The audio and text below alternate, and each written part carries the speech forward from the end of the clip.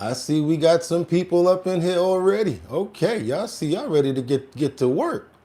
All right, I'm ready too in that case. Let me get that straight. And there we go. Y'all could have went anywhere. Y'all know the rest. Trump, Congress flees as Jeffrey Epstein files are released. We're going to get into that also. Y'all know what I'm about to do. Let me check my audio real quick. Hope everybody's having a fantastic Saturday morning like I am. See, we're festive over here with the Christmas tree just for you guys. Got the gold Christmas tree popping off. Hope you guys appreciate that. Merry Christmas. You know, we got to get into the spirits. Hope everybody's good. Let's go ahead and get these morning prayers in for everybody. We're going to pray for health, good tidings, and great spirits and family as well. Amen. That's right, you guys. Mark Dorfman, that's what we praying for. Rebecca Lanyan Bueno for good health as well. Casey Ramos, I see you, brother. How you doing, Liberty and Justice? Solo Thug. Chris, how you doing, Chris? All right, I see who that? Heart of Five. Okay, Jay Woods.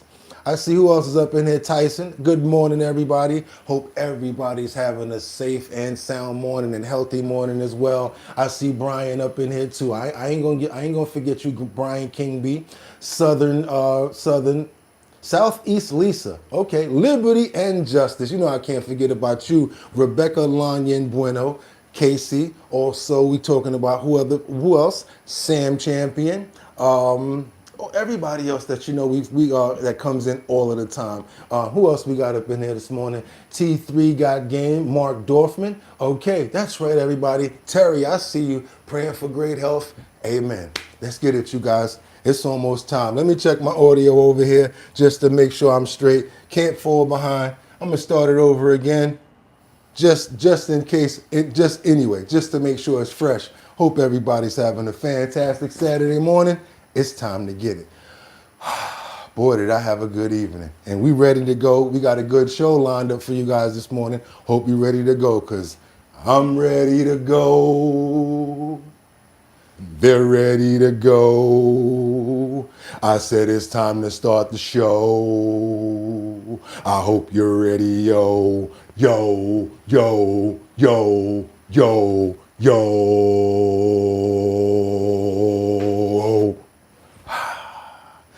Whew, made it through that. Now we got to wind it up. Wind it up. It's Saturday morning, y'all. Wind it up. Wind it up. It's got to be 6 o'clock. Okay.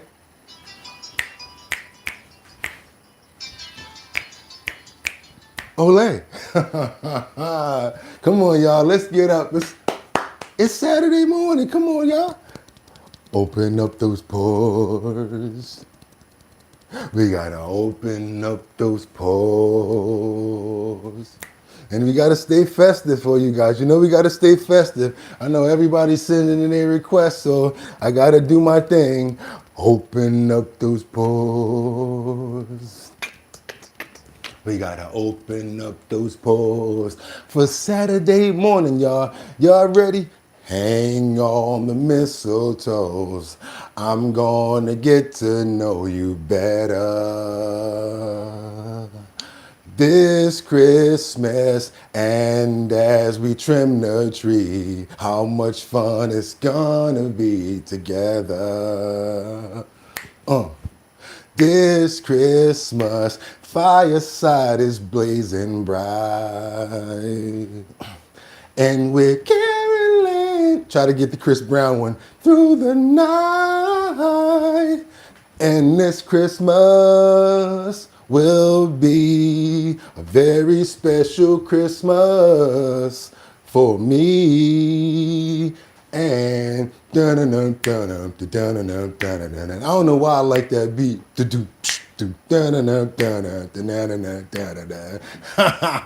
Y'all know why I'm open, right? Cause if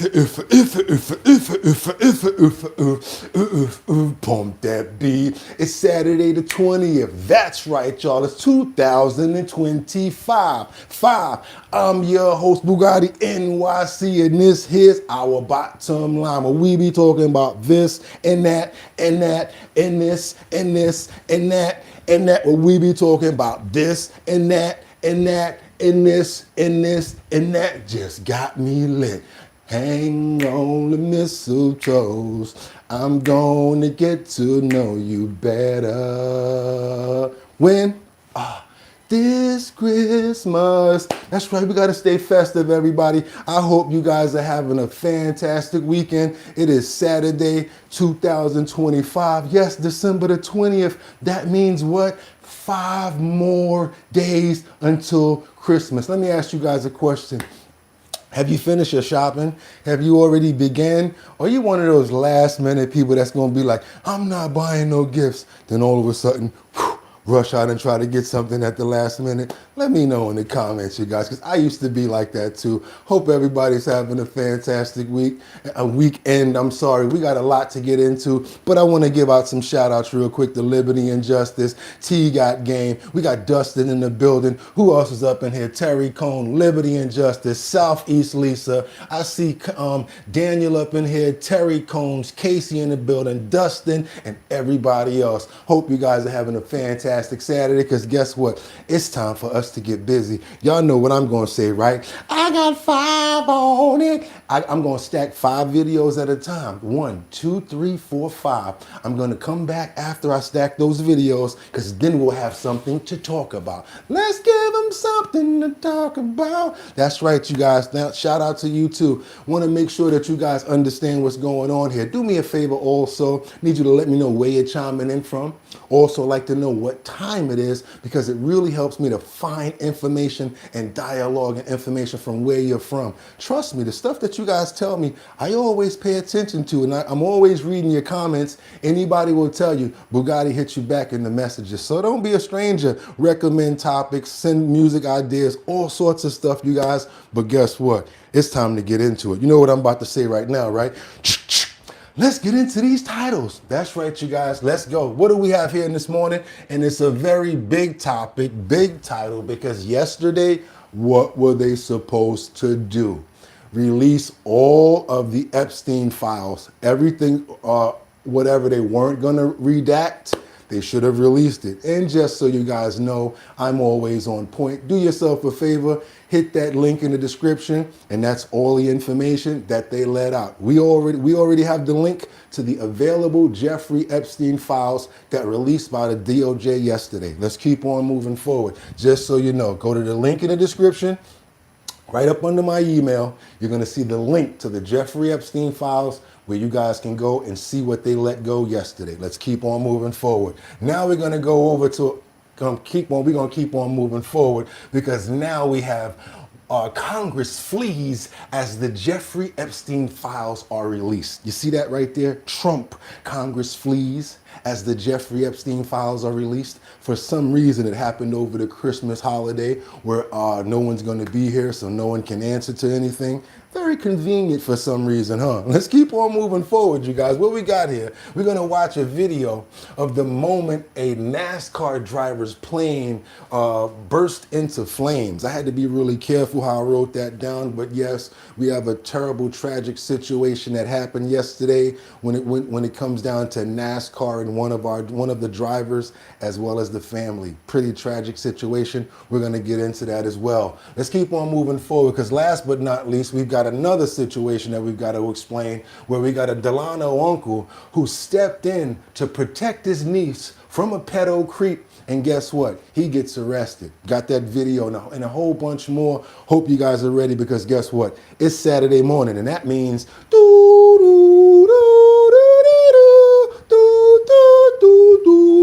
damn you! You killed my master. It's time to get into the video.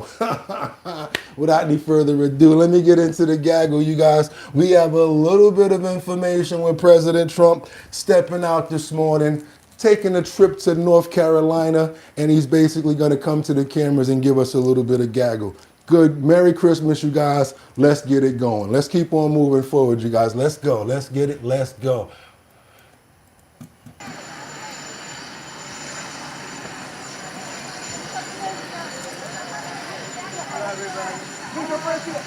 We're going to Florida for a short while, mostly work. We have a lot of meetings scheduled. We're going to talk to the insurance companies and see if we can cut them way, way down. And if we can't, we just pay directly to the people. They buy their own health care. Good morning, everybody. And I think very Come important today was the favored nations, because drug prices are going to be down 400, 500, 600%. If you look, we did something that nobody's been able to do. So have a good flight if you're joining me. Thank you. Thank you. Now, I got to say something, because everybody said this is the last time we heard from him since the Epstein files dropped, and he had no time for any comments or any questions. Let's keep on moving forward. Yep, we're going all the way with it. We've been trying to get this information for an entire year. Well, actually more than that. But us, yes, a calendar year. But we got to keep on moving forward, because we have a lot. We've got breaking information from Salem, New Hampshire, where we got a homeless man that leads to the crack of the Brown powwowing case, as well as the MIT professor that we reported yesterday. We got 2 follow-up stories in one, same person. But we begin with Chanley Painter breaking details on the suspect found overnight. Chanley. Hey, good morning, Todd. So investigators believe the suspect behind Saturday's deadly attack at Brown University is also responsible for killing an MIT professor days later. Police on Thursday said the alleged gunman died from a self-inflicted gunshot wound at a storage facility in Salem, New Hampshire. The suspect, a 48-year-old Portuguese national, briefly studied at Brown University more than 20 years ago as a graduate student. He did so on an F1 visa and was eventually able to obtain legal permanent resident status. Prior to that, the alleged gunman attended the same academic program as the MIT professor back in Portugal between 1995 and 2000. Officials highlighting how they were able to connect him to the murder. Shout out to North Carolina. So investigators identified the vehicle that he had rented in Boston and then drove to Rhode Island. There was a security footage that captured him within a half mile of the professor's residence in Brookline. And there is a video footage of him entering an apartment building in the location of the professor's apartment. And then later that evening, he is seen about an hour later entering the storage unit. Now, how police were able to ID the suspect vehicle is all due to a homeless man referred to John in the affidavit. Police are crediting John for, quote, cracking the case wide open. John told police he had encountered the suspect in the building before the shooting and followed him out. Police confirmed John is that anonymous second person police were looking to speak to because he was seen in surveillance video. And then video encountering the suspect. So John is also the same person who posted the tip on Reddit describing the gunman's suspicious vehicle in great detail. This man's information and tip led authorities to locate the car and then the suspect's identity, even though the suspect used multiple license plates trying to evade authorities. Well, meanwhile, in the wake of the shootings, DHS Secretary Kristi Noem has now paused that visa program in which the individual was able to enter the United States. So yes, they have paused the entire program due to that situation right there. I think a lot needs to be given up for our buddy John, the one who came and followed that guy, got the video information, uploaded it on Reddit, which led to them apprehending the person. I told you it wasn't going to be but a certain amount of time until they found this guy. Do your boy a favor, double tap that screen to get those likes up. Also, I think John needs to get a GoFundMe for the heroic efforts that he took in helping to apprehend this guy. Let's keep on moving forward, you guys, to Washington, because what's here? What do we have here? We got this Howard investigator from Minnesota. After the welfare fraud scheme was uncovered. Yep, we got some more information on the welfare fraud scheme. But what do we have first? Yes, I'm sorry, HUD. They send in investigators to Minnesota after massive welfare fraud scheme was uncovered. This probably was a few days ago. Let me see. Yes, this actually was a few days ago, correct. Let's keep on going. I want you guys to see this. The Department of Housing and Urban Development sent federal investigators into Minneapolis and St. Paul, Minnesota. They're examining federal aid programs after discovering a welfare fraud scheme believed to have been carried out by Somali immigrants. A HUD spokesperson told the Washington Examiner that the department is putting the region, quote, on notice that we are taking enforcement and fiscal oversight seriously given the rampant fraud. The arrival of HUD investigators comes after $1 billion in taxpayer money was siphoned from the state's social services programs to line the pockets of mostly Minnesota's Somali residents. The HUD's Washington headquarters will also be reviewing data from Minnesota's public housing authorities to ensure all federal housing programs are not being defrauded. The primary scandal involved Feeding Our Future, a nonprofit organization that claimed to have provided millions of meals to children during the pandemic and received $300 million in reimbursement. Prosecutors say that the meals were a lie and business owners instead used the money on luxury items like cars and real estate. HUD Secretary Scott Turner says the department has cut funding for Somalis who have temporary protected status. So they cut them, period. You see what happens? Now let's get to some relative things. Something that happens. For instance, we talked about this in the beginning of the year when President Trump came in and started shutting down the border, sending in ICE, and then people were very angry saying, yeah, but what about abuela? What about my auntie? What about my uncle? What, they've been here for years, and guess what we said? Because of a victim of circumstance, because of the person that you're standing next to, yes, now you become under investigation as well. Same thing comes down when it happens under these situations. Due to the fact that there's a bunch of welfare fraud going on, they're looking into it everywhere. That's what's going on, you guys. Let's keep on moving forward.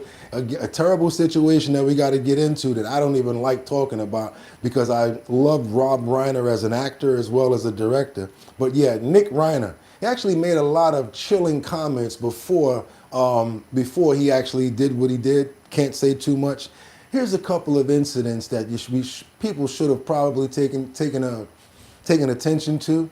I'll be honest with you. I'm that type of person that has no problem with cutting off family as fast as anybody else. Because I'll be honest with you, sometimes family will treat you worse than an enemy would. Let's keep on moving forward, you guys. And I'll be the one to tell you, straight up and down. Let's keep on going. Let's get into this.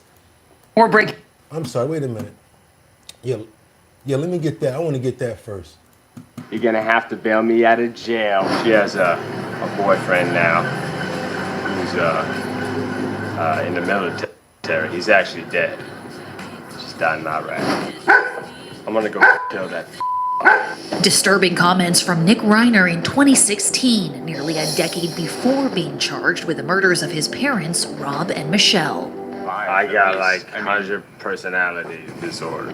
Nick, who was arrested Sunday, is accused of using a knife to kill his parents at their LA home. That video, posted to his YouTube account in 2016, now resurfacing in the days following Rob and Michelle's deaths. There's no cohesive plot to the mockumentary, seemingly a riff on the style of his dad's masterpiece, This Is Spinal Tap. Let's talk a little bit about the history of the group. I was in a group called The Creatures, which was a skiffle group. We're wondering You know how long this interview is gonna be? Just a series of disturbing comments from the 32-year-old playing a character named David. Well, I ain't gonna tell you my first and last name. Most people know me as Did David. Nick, who's battled drug addiction and mental illness most of his life, films himself smoking and shows off what appears to be illegal substances throughout the video. You bought heroin off a transvestite? His younger sister Romy, who discovered their parents' bodies after the murders, even makes a cameo, puffing on what appears to be a cigarette. Yeah, well, I'm gonna tell you guys straight up and down. Hope they don't jam me for them a couple of lyrics right there. I cut people off straight up and down. Malcolm X's wife house was set on ablaze because of the grandson. So many instances that I've noticed where kids, grandchildren, and stuff like that wind up being the reason why the older people lose their lives. Sorry, gotta let you go. Even if I gotta get security to keep you up out of here. It's not going down like that. I'm sorry. I will not get to this ripe old age to let a family member or a child of mine take me out. Yeah, I love you, but you ain't taking me out. And yeah, you already saw signs. We know about stuff like this. And number one thing I'm going to tell you, I'm a very good judge of character. As soon as somebody say, I even talk to people like this. Hey, what would you do if you see a dog on the street? Oh, I'm gonna get away from it and run away from it. I'll listen. Okay, cool. What would you do if you see a homeless dog on the street? Oh, I would feel bad for it. I'd listen to that one. Oh, what would you do if you see a homeless dog on the street? I would feel bad for it and probably feed it. Cool. The last two, I rock with those people. The other one that said I'm gonna get away from it, or I don't like dogs or whatever like that, I don't really rock with people like that. So off of animals alone, my judgment is totally different. When he made that insinuation about what he wanted to do to that dog that was barking, that was enough for me. What you say about the dog? Yeah, I don't like you, homeboy. And I won't tell you. I just get the hell away from you. Let's keep on moving forward right now, because I want you guys to see this right here. We got a Mamdani staffer who resigns over past statements 1 day after being appointed her position. This goes to show you how good our new mayor is at finding new staff members and people to get be a part of his agenda. 1 day after he gives her the position, she resigns. Let her tell you why. Let's keep on going. Double tap that screen. Let's get those likes. Breaking news: 1 day after she was appointed to Mayor-elect Zoran Mamdani's administration, a senior staffer is resigning. Let's go to Jennifer Bisram. She's live in our newsroom with more. Jen? Hi, Jessica and Christine. Just yesterday, the mayor-elect announced Catherine Almonte da Costa's appointment. At a news conference, Mamdani said he picked da Costa to serve as director of appointments. But today, she apologized to the mayor-elect and expressed her deep regret for past statements that she said are not indicative of who she is. In a statement, she added, "As a mother of Jewish children, I feel a profound sense of sadness and remorse at the harm these words have caused. As this has become a distraction from the work at hand, I have offered my resignation." Mamdani also released a statement saying Catherine expressed her deep remorse over her past statements and tendered her resignation, and I accepted. Yeah, you had no choice, and it was beyond you. You need to really be checking people out and vetting them much more before you put them in positions like that. And we can't just get mad at him like that, because it's been higher positions where other people have been found out to do even less kind of similar things as well. Let's keep on moving forward, you guys. We have a tragic situation right here that I do not even want to be reporting right now out of Philadelphia. I mean, this situation right here, just gonna say meat grinder on slow, but it has to be put out there early, and we gotta do it in the beginning of the show because that's when the majority of the people are here. It's a story that hasn't been covered by many people. I want to cover it because I think we need to get more people to know about this story. Matter of fact, do me a favor, double tap the screen to get those likes up. That actually helps more people to get over here. What I want you guys to do is be more on point about children, especially when you are separated from the mother. If you're a father and you have and you don't have the access to the child, you need to be trying to get as much access as you possibly can as far as like after school programs, taking them to school, or as much as possible because of stories like this. I want you guys to see this story right here, and I want to pray for the little 2-year-old girl who's no longer with us due to this tragic situation. Want to hear this ever, and when I got the news, it just tore me up, and I just was froze for like a couple days. Heartbroken at the loss of his 2-year-old daughter, Tashawn Walls is feeling angry 10 days after his little girl, Kimani Bean Walls, was killed inside her South Philadelphia home. All I got to say to this man is he had no knowledge of putting his hands on my daughter, and I hope he really just rots in jail, honestly. I hope he gets, like, max. Investigators tell NBC 10 they were called to Beechwood Street in South Philadelphia on December 8th for an unresponsive child. When they arrived, officers found Kimani severely beaten all over her body. Detectives say the mother's boyfriend, 21-year-old Sean Hernandez, killed her. DA Larry Krasner broke down when asked about the toddler. You don't have to be a parent. I am, but you don't have to be that.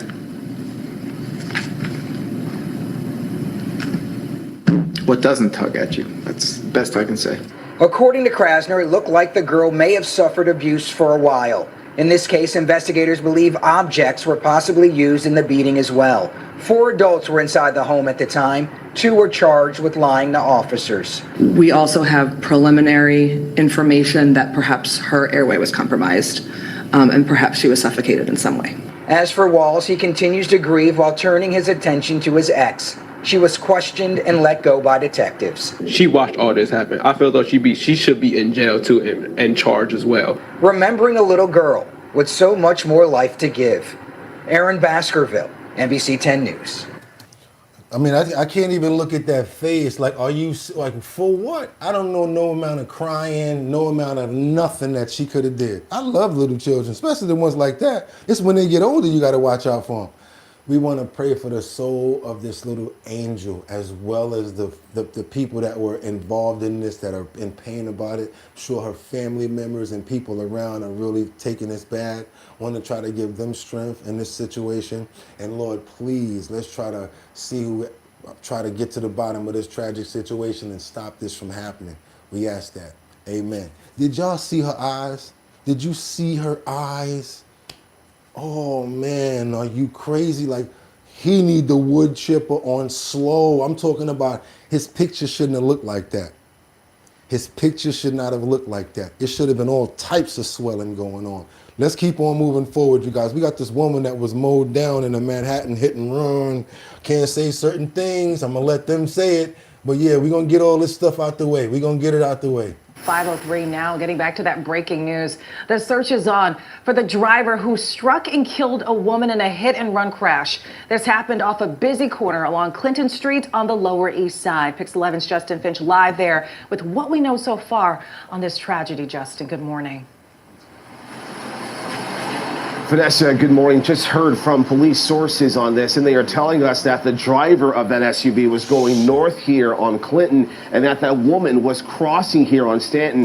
When that driver made that right turn onto Stanton, they say the driver struck that woman and did not stop.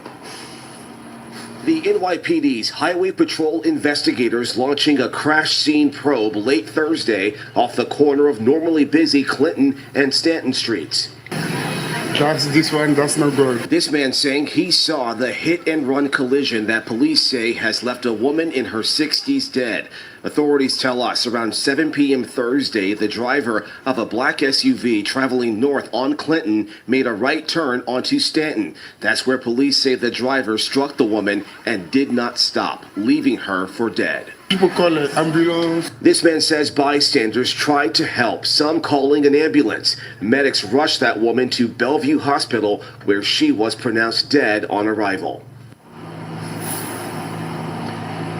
And back live here, looking at the scene, very concerning that woman appears to have been in that crosswalk when police say that she was struck and killed by that SUV driver. We are still waiting more details on the make and model of the SUV. That still has not come in at this time. Police also have not yet released the name of that woman who was killed. We're live on the Lower East Side. Justin Finch, Pix 11 News. Back to you. Yeah, he out of there once they get that video footage. Once they get that video footage of him, he out of there. I'm telling y'all that right now. But I'm sorry, before we get into the prayer for the lady, we got one more. We got to go to Florida where, we got this video that captures NASCAR. I don't know where's the NASCAR at, where the driver as well as his family members they were in a flight, in a jet, and it crashed, you guys. All you see is flames everywhere. Let's keep on moving forward. We're going to do both of the prayers at the same time. I'm sorry. We got wild closed circuit television that captures moments that a NASCAR driver's plane bursts into flames over here.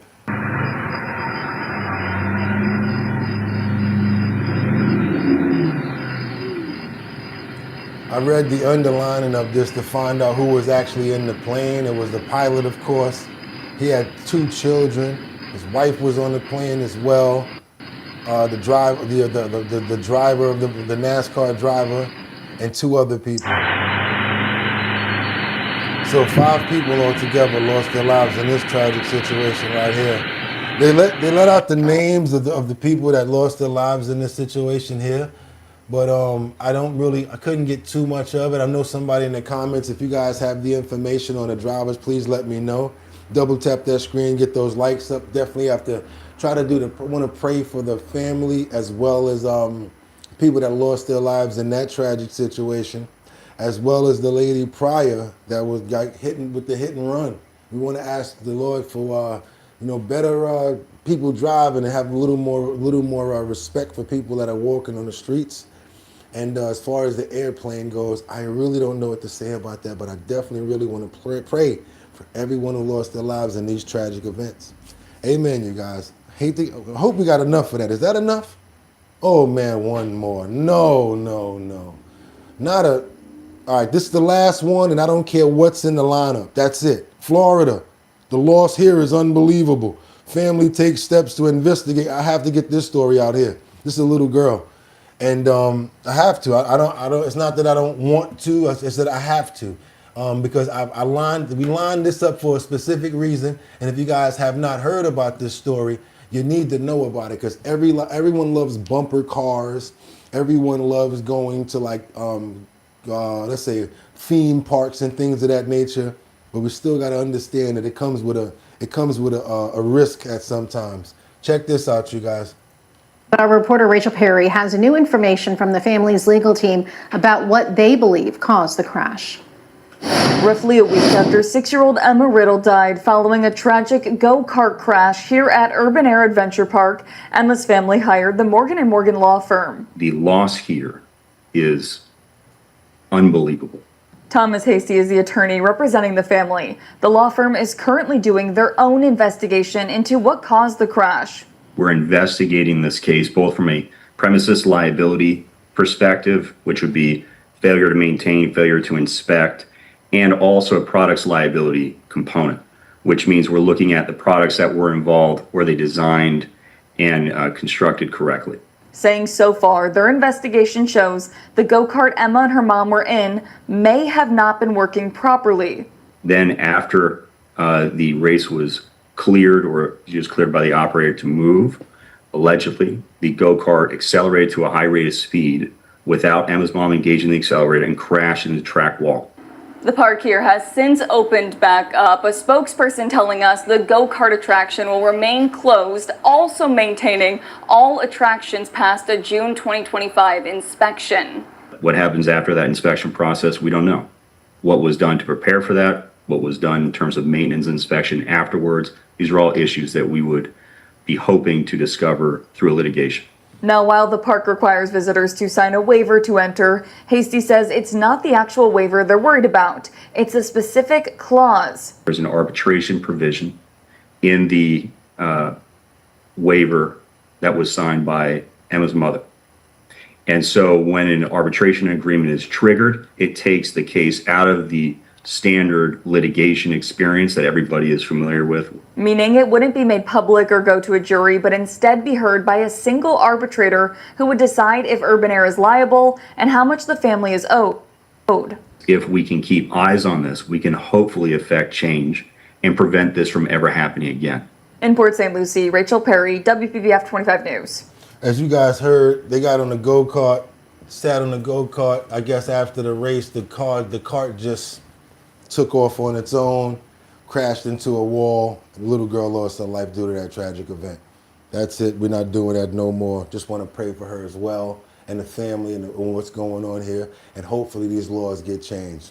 Amen. We're going to get on over right into it, you guys, because we got a lot to stack on this situation. Let's get on over to this Jeffrey Epstein situation where survivors and family files to continue efforts to release the files after the DOJ's disappointing output. Now I can start getting into this situation and talking about it a little bit due to the fact that I've been over it myself. We've been looking for days, months, weeks, and guess what?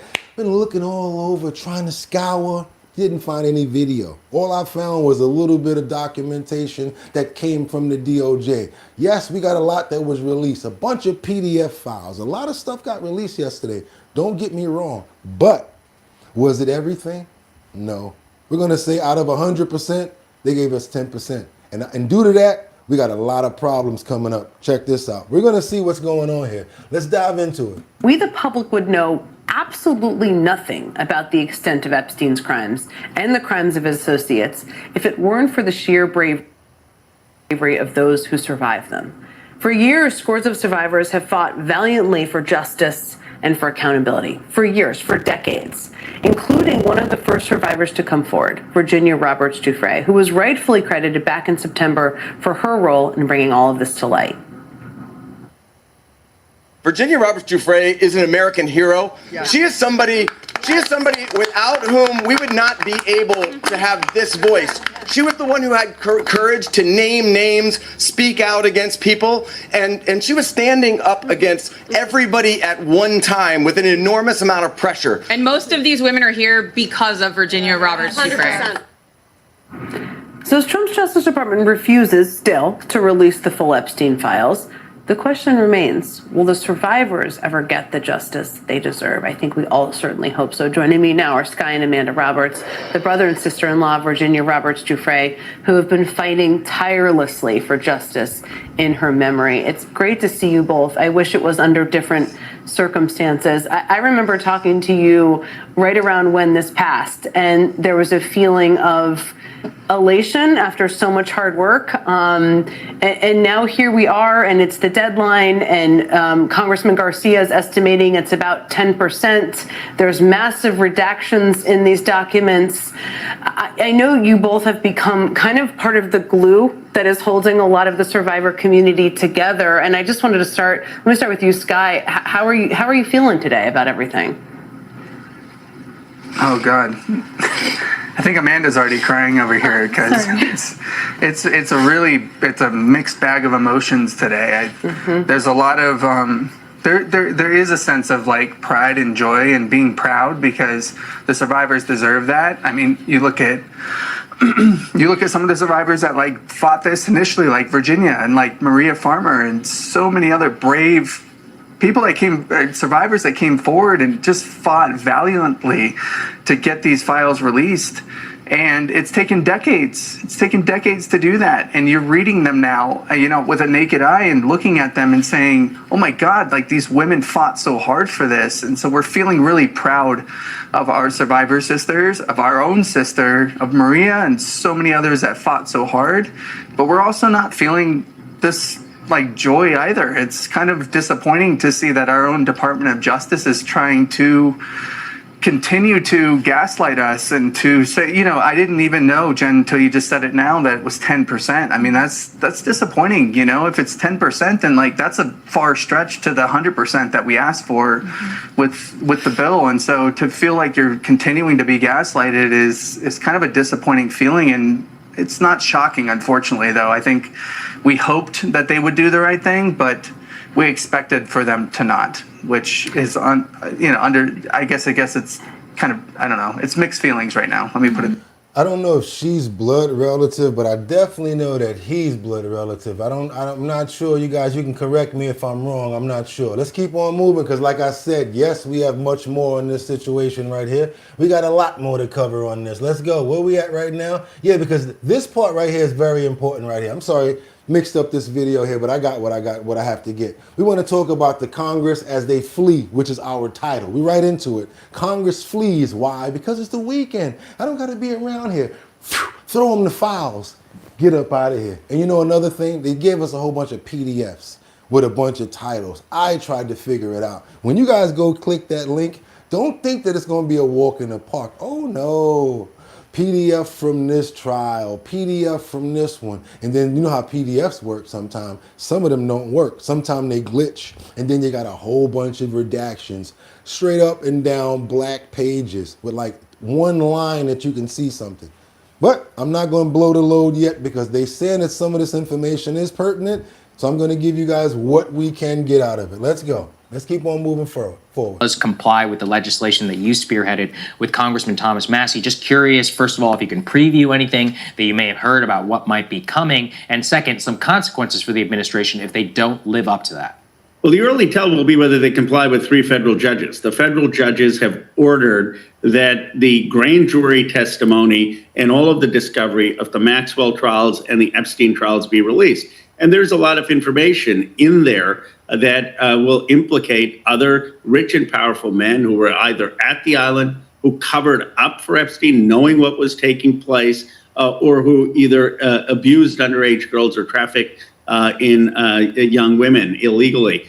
And so if they don't release that, that would be a total slap on the face, especially because the DOJ cited Massie and my law, saying that judges should require the release of this information. More broadly, what we want to see is the draft indictments, which have other individuals named other than just Epstein and Maxwell. We want to see the witness interviews that the FBI conducted, so we actually know who is part of this Epstein class that covered this up or abused or raped young girls. I believe if they do not comply, there's going to be outrage in this country, but people also could be subject to prosecution for obstruction of justice.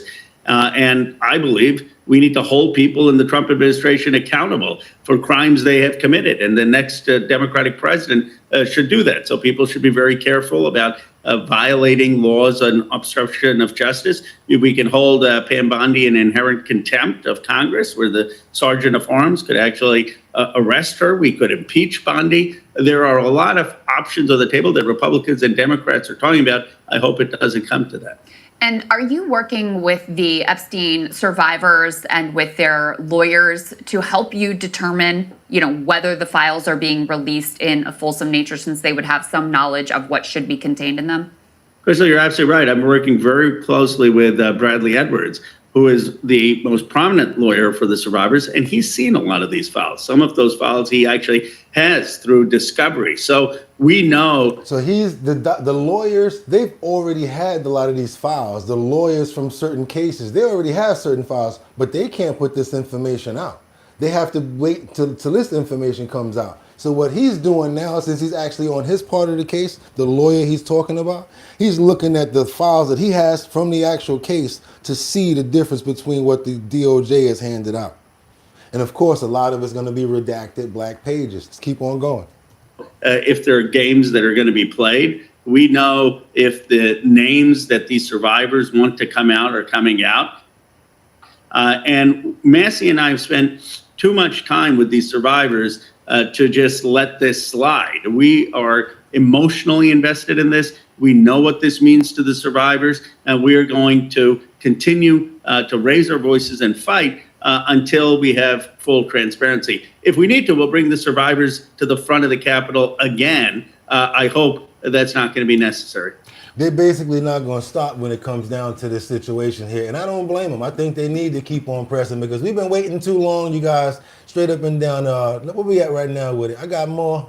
Yep, they risk criminal prosecution. This is a video I really wanted you guys to see because I got a lot of information out of it. Yeah, we're going to start there. Matter of fact, where we at? Where should I start at? I think we should just start it. How are we going to do this? Yeah, how are we going to do this one right here? Want to make sure that we get this to you guys the right way so that we get it all out. Okay, because it's a long video. It's about 8 minutes. Oh, all right. Let me see something. Let me see how we going to do this. Basically, what it is the DOJ is at risk of criminal prosecution for defying the Epstein documents release law. This is a law now. So if you don't release the files, who's at risk? You can actually go to jail for it. It's an 8-minute clip. I tried to chop it up a little bit. Let me see where we're at with it right here. The overwhelming majority of people don't know as much as you know and have not followed as closely, and it's going to feel new, or some things, or is this new or isn't it new, and does that meet some kind of bar, and we're about to go in the holidays? That's incredibly cynical, just to say the least.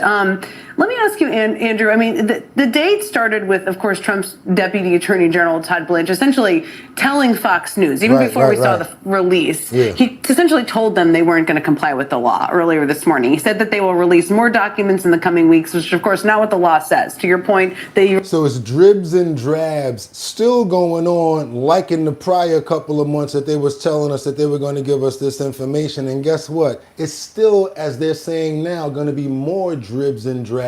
Why? Because they still got to redact stuff. You had this information for a long time. You guys came in, and yeah, this is the part where I start saying how I feel about stuff. You guys don't have to approve of what I'm saying right here, because now I'm probably going to go against your boy. Yeah, because I know everybody's, pro-Trump, and anything he do, they're cool with him. I've got to be honest with you. I'm for a lot of his policies. I'm for a lot of policies for many different people. I'm going to tell you guys again, I am not a Republican, not a Democrat, and I'm not an independent. I'm a human being, and I'm not a person that follows blindly behind a party just to do it. That's stupid. I'm not a lamb. First of all, my mother was wrong about stuff. How dare you say that? Exactly, because she wasn't right about everything. So if I'm not even going to believe my mama was right about everything, how am I going to listen to one person or one party? And you can even question the Bible. And so come on, stop playing with me right now. Don't play with me about this stuff. So yes, I'm talking about party now. It's going to hurt when you guys hear this stuff that you're about to hear right now. But yeah, I think some people need to be shaken up, arrested, and a whole lot of stuff, maybe even impeached. Because Pam Bondi, you was talking a lot of stuff about, coming in on it and getting this information out. Also, who else? What's that guy's name? Cash Patel had a lot to talk about. Oh, we're going to get all these files out. What's up with the files? We've been waiting for too long, and I'm peed off myself because I'm the one that really do the research up in here and have to do all of the hearing about, oh, we're tired of hearing about Epstein files. Oh, what else you got? I'm tired too, and I feel the same way. So can you give us everything so we can get on? Period. That's how I feel about it. If anybody's hindering anything that messes around with a law, I'm not playing around no more. It's like a boss has to make a move and make a determination. Yeah, I either fire them or bring them up on charges if they're the ones that are hindering prosecution or hindering this from proceeding. Already made. And The I'm sorry for the people that feel the other way. Congress have said, many of them, including Massey, Democrats and Republicans, have said they're kind of exploring every legal avenue to get them to comply. You are a lawyer extraordinaire. I mean, what would you advise them to do to compel them to comply? Well, there are a number of things they could do. They have obviously talked about having hearings, calling the Attorney General in for a hearing. Yeah. That's one thing. But there are also stuff they can do that has teeth. They can have impeachment proceedings with respect to statements. I bet you files start coming out then. Oh, wait a minute. We got start saying the impeach word. Oh, here go the files. Made by certain people, like Todd Blanche's statements, which, I find strikingly, let's just say, discordant with the facts, or to quote a judge in another context, untethered to the facts. And the other is, if you violate a congressional statute that says do something by X date, and you don't do it, and it's intentional, and you have Todd Blanche saying that on air, that is potential criminal liability, and that does not go away. If a judge tell you to come to court by a certain time and you don't come, what you think gonna happen? You getting a warrant or you getting locked up? Why should it be different for anybody else? That doesn't even go. Playing around with people Friday, then you're gonna try to throw some gumbo at us and run into the holidays. We're not stupid. If they were to actually later comply, there has been a violation of the law now, and that's something, remember, the statute of limitations, the amount of time that you have to bring that kind of case is 5 years. Not to do math again, but 5 years would take us to after the Trump presidency is over. Yeah, so it sounds to me like a bunch of crap going on, but that's why I didn't want to knock it all the way down, because we have maybe one person that got something out of this. So maybe in one situation that's good that came out of this, but it also let us know that there's a big question mark. Because if they knew that this was here, what we're about to see right now, Epstein would have been locked up a long time ago. He should have never been out if they would have really taken this case serious. It's a heavy day, a momentous day, but a heavy day, a heavy week. How are you feeling? There was a lot of anxiety coming into today for many of us survivors that have been involved in this process. But I have to say, it has been an emotional day in a way that I was not expecting. My sister, Maria Farmer, reported Epstein and his crimes in 1996. We've been saying that over and over again. 1996, her sister was 12 years old. She was 16 years old. Watch what they said to the police and watch what happened. Watch this. And part of what was released today was an official FBI form, and I think it was an FD 71, dated September 3rd, 1996, with some of my sister's report. It was labeled under child pornography, and it described Epstein stealing photos of myself at the age of 16, of my younger sister, who was 12 at the time. And just to see it in writing and to know that they had this document this entire time, and how many people were harmed after that date, it just, you know, we've been saying it over and over, but to see it in black and white that way has been very emotional. I'm with Maria today. I know she felt a tremendous amount of relief and redemption, but also sorrow in thinking about, you know, people like Virginia Roberts Giuffre who are not here to see this and be a part of really forcing the government to be transparent finally about this case. So Annie, I mean, just so people know, this is the document that you're talking about. It is the 1996 complaint that your sister made to the FBI about Epstein. She alleged that he stole nude and partially nude photographs of her underage sisters, constituting child pornography. And as we know, law enforcement failed to act on that complaint in 1996. She's followed up on this. She sued in response. You've sued over what you experienced. Maria, in a statement, has said, "This is amazing. Thank you for believing me. I feel redeemed. This is one of the best days of my life." Of course, it's mixed with the fact that I'm devastated about all the other little girls like Virginia who were harmed because the FBI didn't do their job. 1996, everything happened. A lot of stuff, most of the stuff happened after that. So that means that if they were on their job back then and really did something about it, wouldn't have got this far. Double tap that screen and get those likes up. Do your boy a favor. I'm trying to get more people over here to get this information. Also, give me all the money in your pockets. Nah, I'm just kidding, you guys. I got some Bustelo in the kitchen as well as some Lipton green tea, so I'm going to be all right. But I would appreciate if you can get those likes up because it helps get more people over here because now we got more. Y'all thought it was over? Nah, nah, nah. Nah, nah, nah, nah, nah, nah. Nah, nah, nah. Goodbye. Because we got pictures of Clinton swimming in the pool with Ghislaine Maxwell and another chick. Let me ask you a question, buddy. How come so many days, so many different photos, so many different instances? Like, what president hangs out with people, or ex-president or presidential person hangs out with a person that winds up getting 20 years? Or that winds up hanging out with another person that takes his life because he's an admitted pedo? Oh boy. And I'm not even gonna say it anymore. I think they got me covered when it comes down to these photos, but if I have to read, no problem. We got former President Bill Clinton who spotted in newly released snaps of Jeffrey Epstein. That's Ghislaine Maxwell right there in the pool. And that's another lady. That's former President Bill Clinton snapped with an unidentified woman in a hot tub. Total another picture.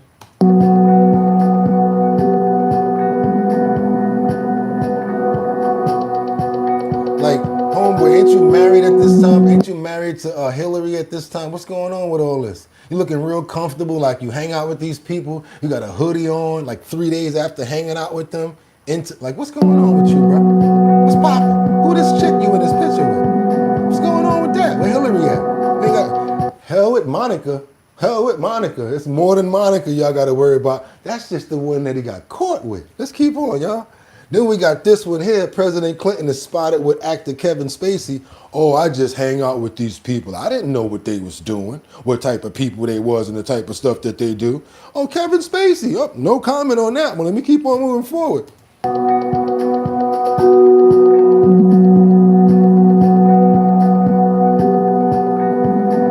Got Secret Service with them and all that. Here they go chilling at the Winston Churchill's War Room in London.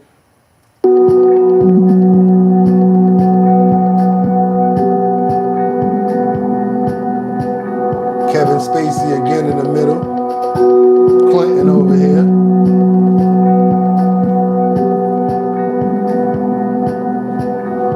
Okay, I just happen to know these people. We got Ghislaine Maxwell serving 20 years, right now. I don't know these other two guys, but I know Kevin Spacey, who's no longer, acting because of a couple of situations. And then we got Bill Clinton over here. What are you doing hanging out with these people? Period. Like, just period.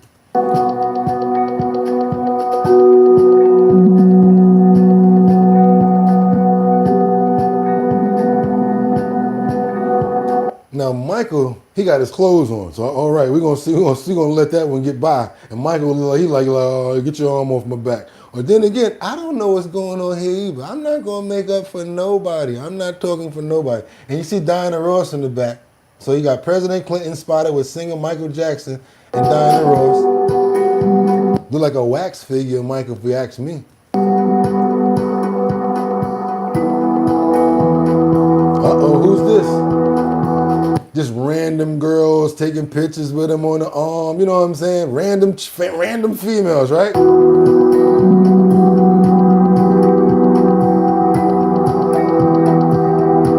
Another one and another one. I get around. Step up, step up. Got the Jordan shirt. I ain't gonna say the word because y'all gonna probably try to get mad at me or whatever. So I ain't gonna say that. X that. I ain't gonna say it.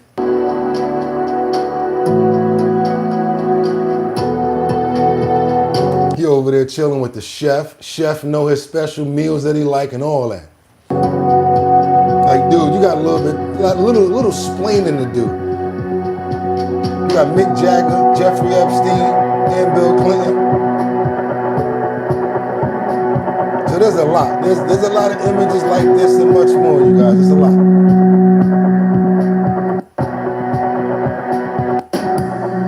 This is what I was wondering. This is the questionable situation right here. Like, what's up with these shirts? Like, what's going on with these shirts? Like, what is this about? Like, we just got these matching shirts that we be rocking at a certain time when we hang out with each other. What's this about? What's going on, Bill? What's going on here, y'all? Talk to me. What's going on? And I think I know who that is, but I ain't gonna say the name. I think I know who that is. Is that such and such's dad that owned them hotels that we talked about? That was probably I don't want to get into the eats of stuff. Don't get me into that eats of eight stuff. Don't go there. We're gonna keep moving forward because guess what? I think we're just about out of the woods with this category right here. I'm hoping because I don't want to even dig no deeper myself. I don't even want to go any further with this myself. Okay, that's it. Okay, good. That's it. I'm not messing with that no more. But I will show you guys about this. And I need you guys to understand that the content is graphic. Shouldn't be any children are watching this right now, even though there's no video content of anything extra crazy going on. If I'm not mistaken, this is in Taipei, where there's a horrible moment where an Eichmann, I don't want to say the whole word, launches smoke bombs before stills nabbing, rampage, and leaves at least 3 people unalived. And after that, he jumps to his own tragic demise. Let's keep on moving forward, you guys, with this situation here. They're gonna, I think I might have to talk this one out too. Yep, might have to talk this one out too, but hey, I'll do what I gotta do. It's work. So all of a sudden we got, I don't know if somebody said this was a male or a female, I'm not sure. But this is a terrifying moment that a man begins a stills nabbing and smoke bomb rampage in Taiwan train station, leaving at least 3 people unalive.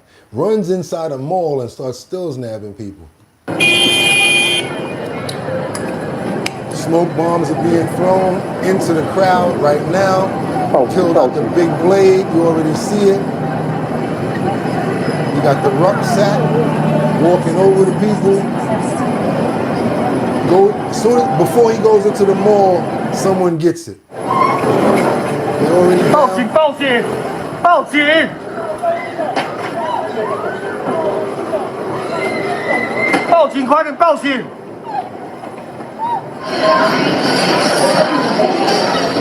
Now they say the suspect, the attacker, later threw smoke grenades in the Taipei main station of Zhongshan subway station after that.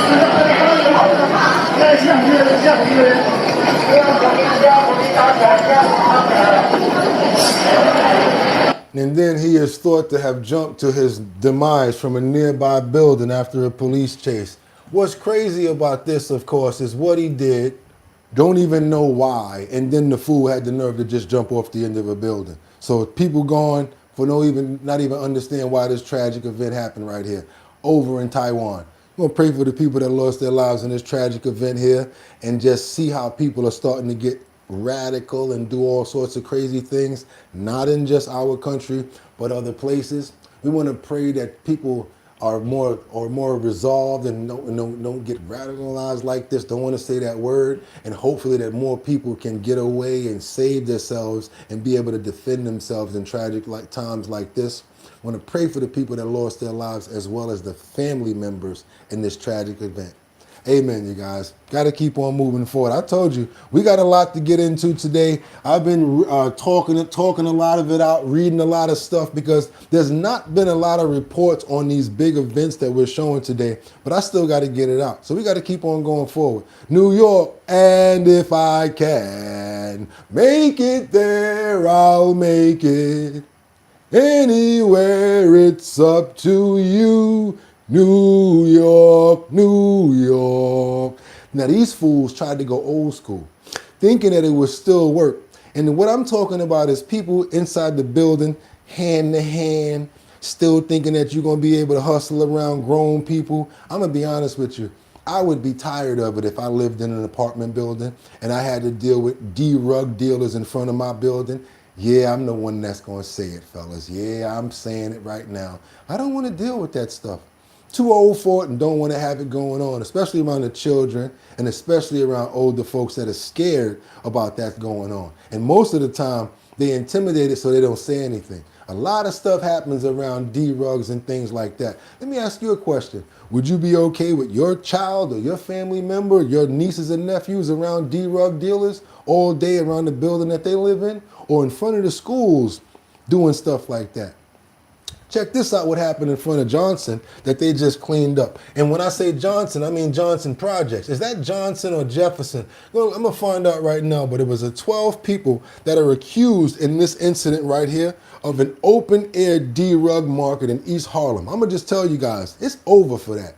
All that hand-to-hand stuff, the only way you're getting away with that is because they're letting you. Too many cameras and too much going on. I wouldn't even do it if I was you. It's not even worth it. Might as well become a YouTuber. You make more money doing that than pitching. How about that?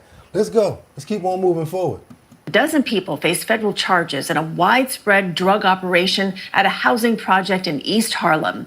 The U.S. attorney says the 12 defendants conspired to operate an open-air drug market at the James Weldon Johnson houses on 115th Street. It is not 1996 no more, bro. It's a wrap for that. Federal investigators allege Thank the you so defendants much. sold Blessings drugs from in Wisconsin. the lobby of Thank the you, Dr. buildings Luke. and used empty apartments to store drugs and guns. The U.S. attorney says residents lived in fear. No New Yorker should have to live with drug dealers at their doorstep. Straight up. No child going to school should have to navigate the streets where drugs and guns are ever present. The U.S. Attorney's Office says the arrests are part of a broader federal effort to crack down on violent crime in public housing. See, when I was younger, the older guys would get a younger guy to do all of the stuff because they know that they can't stay in Jill's nail for too long. They'll find somebody that's a minor and let them do everything. But what is that doing? Now you're endangering the welfare of a child. Y'all can call me what y'all want, but I'm too old for the BS right now. I'm not playing them stupid games no more. Free little Meek or whatever like that. Instead of saying, yo, let me ask you a question. What little Meek do? Oh, he ran up in such and got busy. And y'all talking about free little Meek? Hell with little Meek. I'm glad little Meek locked up. I hope he keep on getting more time. Let's keep on moving forward. I don't understand people. I'm so sorry. I just don't understand. I have no idea why people doing the things that they're doing, but okay.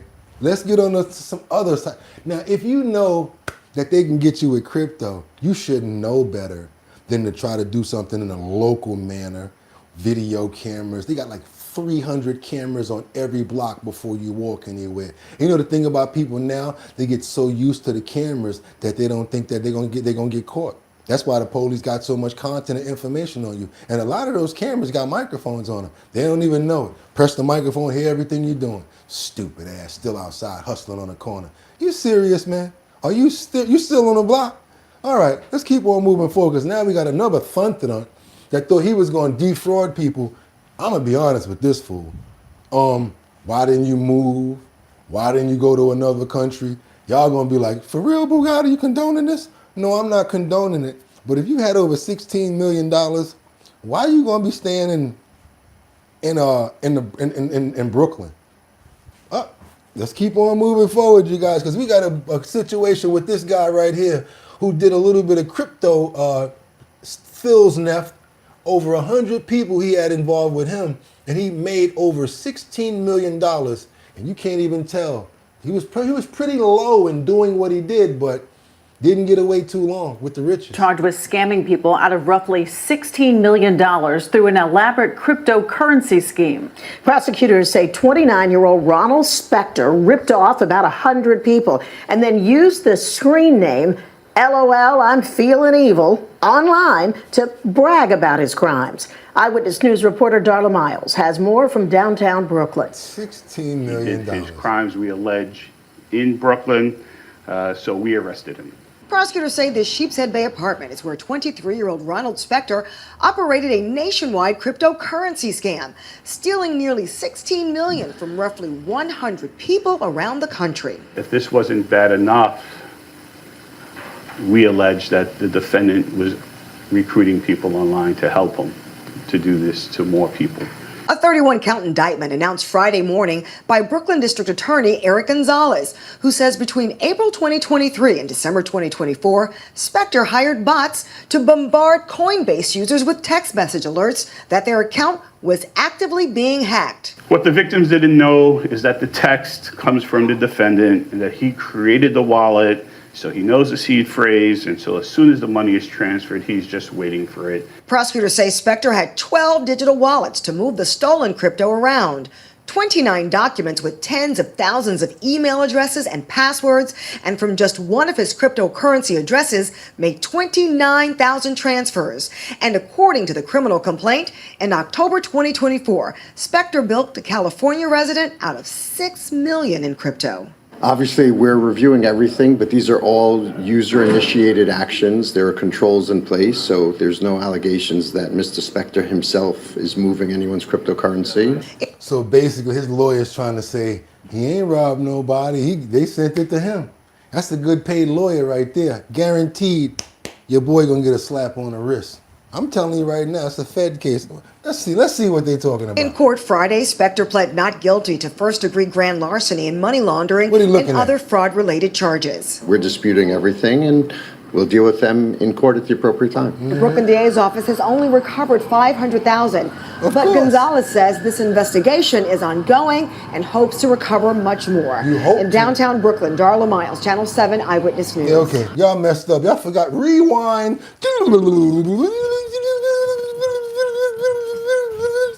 They forgot. Didn't they say this fool had 28 different accounts he was using? Y'all lucky y'all found that 500,000. Talk about they hope to find some more. Sorry, that's something that y'all will not be doing. He gonna get a slap on the wrist. They gonna say, if you give us some of that money back, he gonna be like, I probably can find 5 million. And then I know y'all in the chat, I'm gonna ask you this right here.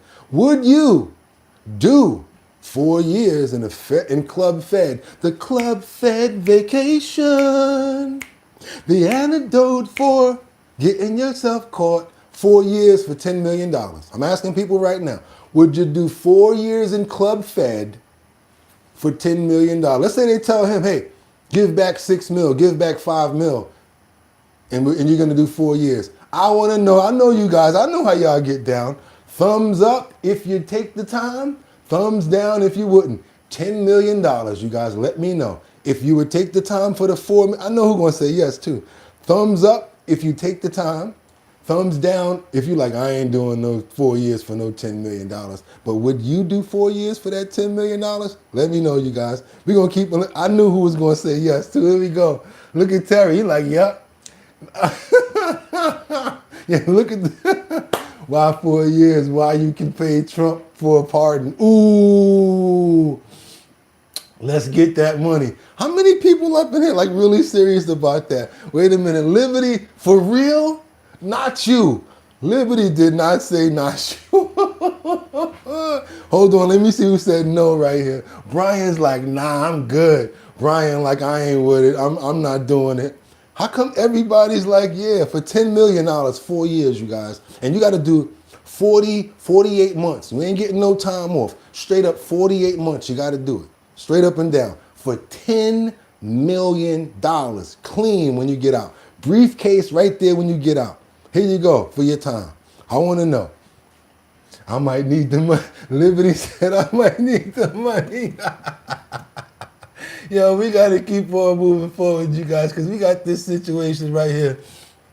I want you guys to see this because we got this police chief that he got some fiery speech going on right here. I want you guys to see this situation right here. Yeah, I see a lot of people. Wait a minute. What does it say right here? Oh yeah, this is a bad one right here. Police chief forgives the haters in a farewell speech. Also says F you when she leaves. You guys know that we've been following up with this entire story for a long time. Police chief in Washington, D.C., she is now resigning. They've been kicking her around. We have not had a chance to hear her side of the story. Now we get a chance to hear her side of the story while she leaves her rank. Check this out, you guys. D.C. Police Chief Pamela Smith pulled no punches today as she left police headquarters for the final time. In a 13-minute speech in front of the mayor, her mother, and the command staff, Chief Smith passionately defended the job she did and called out the people who questioned her integrity. Smith is leaving the job under a cloud of suspicion after two highly critical reports from Congress and the Department of Justice. News 4's Paul Wagner has our story. Since her retirement announcement 2 weeks ago, Chief Pamela Smith stayed silent as two reports from the House Oversight Committee and the Justice Department claimed Smith created a toxic management culture within the D.C. Police Department, in which commanders said they felt pressured and even instructed to lower crime classifications. Today, on her last day in office, Chief Smith fired back. Let's be really clear about one thing. Never will I ever compromise my integrity for a few crime numbers. Chief Smith was just getting started. I could never would I compromise my love for God, the faith that I had in the city. Never would I compromise my integrity. Never would I compromise treating. Shama-la-la-la-la-la. Shama-la-la-la. She started preaching on him. 8 years in law enforcement for few folk who couldn't stand to be held accountable. And if I had to do it all over again, I'd do it again. Chief Smith appeared to be directing her remarks at the commanders who spoke to investigators with the House Oversight Committee. So basically, she's trying to say she got to take the hit for the rest of them because they really made her do this in so many words. Shama-la-la-la. How dare you! How dare you! How dare you! Attack my integrity, attack my character. You don't know who I belong to. D.C. Mayor Muriel Bowser pushed back on the House report, calling it a rush to judgment to serve a politically motivated timeline. Today, she thanked the chief on her last day in office. Thank you for your leadership over the... I'm sure this was thanks before she started shama-la-la-la-la. She probably went first and then the shama-la-la-la. last 2 years. I want to thank you for your spirit of accountability. Before ending her remarks, Chief Smith had a word for what she called her haters. So I'm going to the Bible when I say this I to knew my she was haters. going to do that. This is her attempt to clear the field. I'm going to the Bible with this one instead of saying, "Oh yeah, well you know Mean Gene when I'm hanging and banging on Venice Beach," because that's what she sounded like. Somebody said she sounded like a wrestler. F you.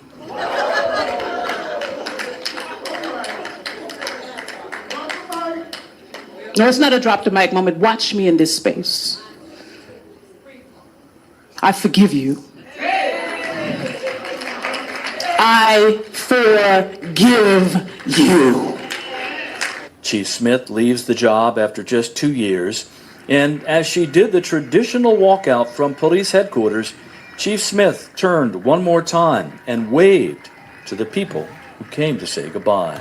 Are you running for office soon? Because either that or be a good reverend or something like that. Because she's shama-la-la-la, shama-la-la-la. You know what I'm saying?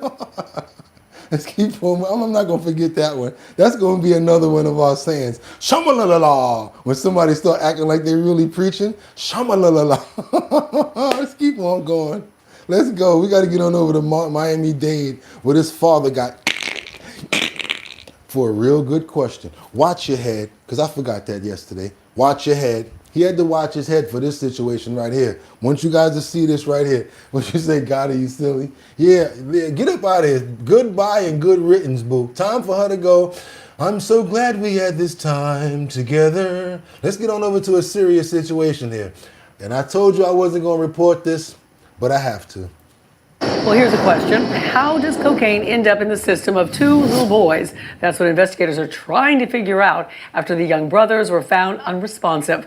Local 10's Terrell Forney is live outside the jail in West Miami-Dade with who they now are charging with this crime. The father.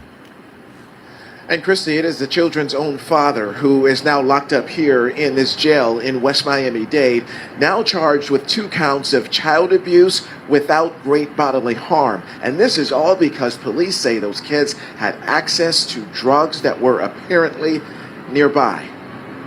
56-year-old Jose Aguilar Hernandez won't likely win any Dad of the Year awards after being accused of putting the lives of his sons at risk. While in the defendant's care, the children became unresponsive and they tested positive for cocaine. A prosecutor in court today laid out the seriousness of the situation. Hernandez was in his home in a West Miami-Dade neighborhood Tuesday night when he apparently noticed his 9 and 11-year-old boys were unresponsive. An arrest report says that Aguilar was the only adult in the home with the victims. Police say the next day, a drug test was administered on the children, and both kids tested positive for cocaine. There's probable cause for child neglect. It is unclear how these kids ingested these drugs. In fact, Hernandez, according to that arrest report, refused to speak with detectives. Nonetheless, the judge granted him a $5,000 bond, and we understand that it has been posted as of late this afternoon. We are live in West Miami-Dade. I'm Terrell Forney, Local 10 News. You mean to tell me that fool just got out of jail for $500? You serious? Because they only got to put up 10%. Lord have mercy. You see that neglect right there? That's got to be neglecting. That's going to be coming down on the state. That's crazy right there. I had to show you guys that. I mean, how I'm not going to show you that? Still want to pray for the children, and hopefully they get through this tragic event and they never get mixed up in anything like this, and hopefully they never ever have to experience something like that again, Lord. Amen. Can you believe that? How they get into what they thought it was sugar? And then again, it's little boys, so you never know what they thought it was. Got to keep on moving forward now, because now we got to get over to some.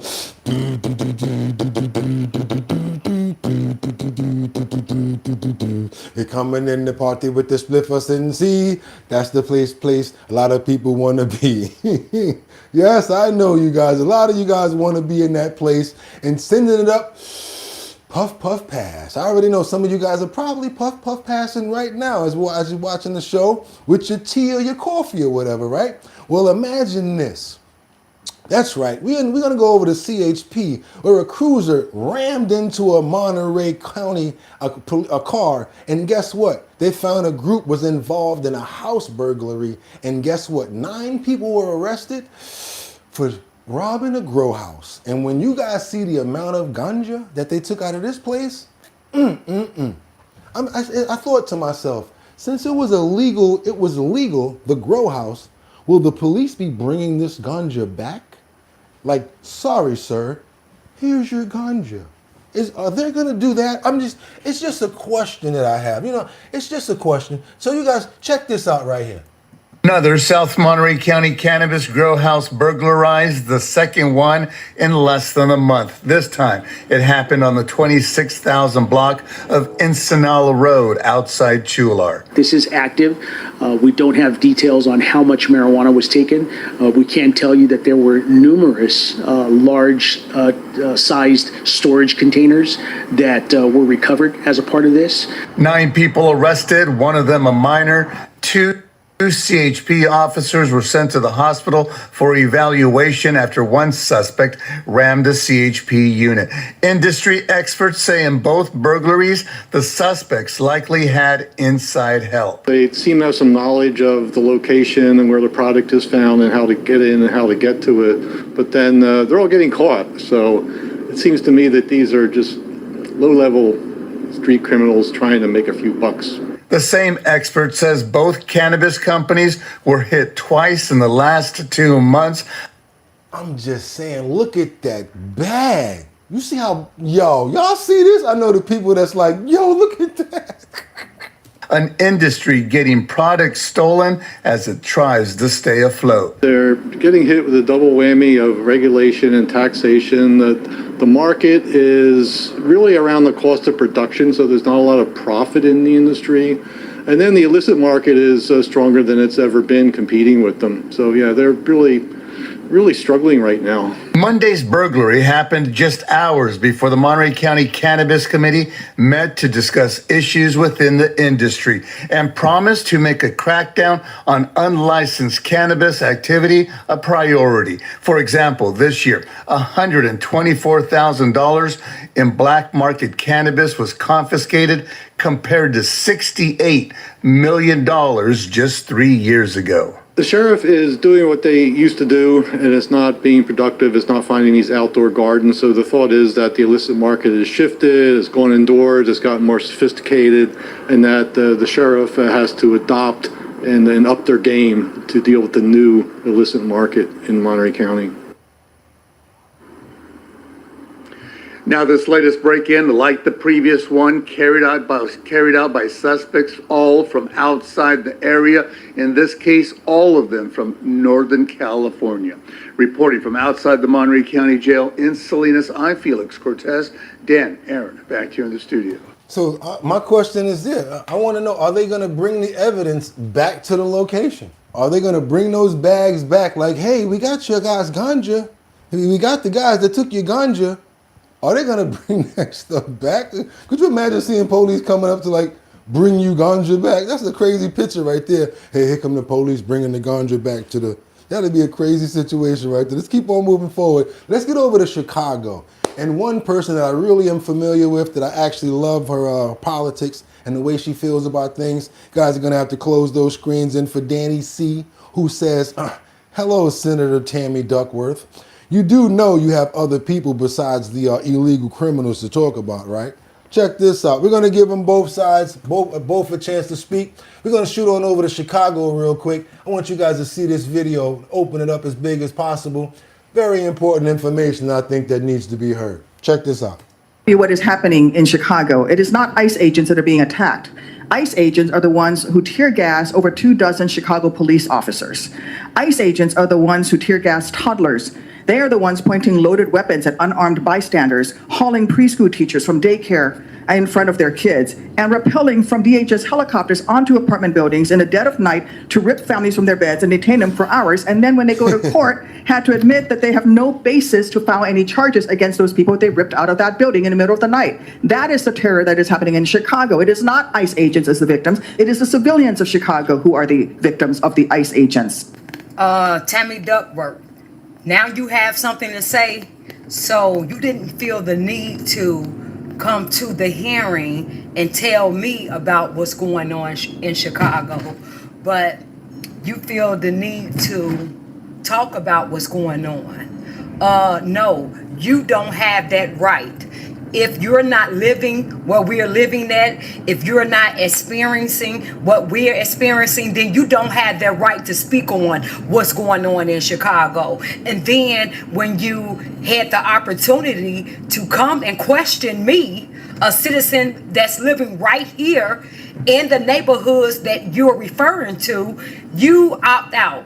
You felt the need to not even show up. So now you feel like you're going to tell your colleagues and counter colleagues about what's going on in Chicago and reprimand them for coming in and making our community safe? No, you don't have that right. And you getting up out of that chair. Nobody is playing with none of you all. None of you crooks, none of you Democrats, nothing. We're not playing with you at all. You're not going to tell our story. And then when you get the opportunity to talk to real residents that's going through the illegal invasion, the high property tax, the high crime rate, abandoned buildings, money that's being laundered and stolen from our communities. It sounds like a whole bunch of stuff that's going on in every sanctuary state to me, and everybody, y'all feel a certain type of way about it. I feel you, but how come it's the truth?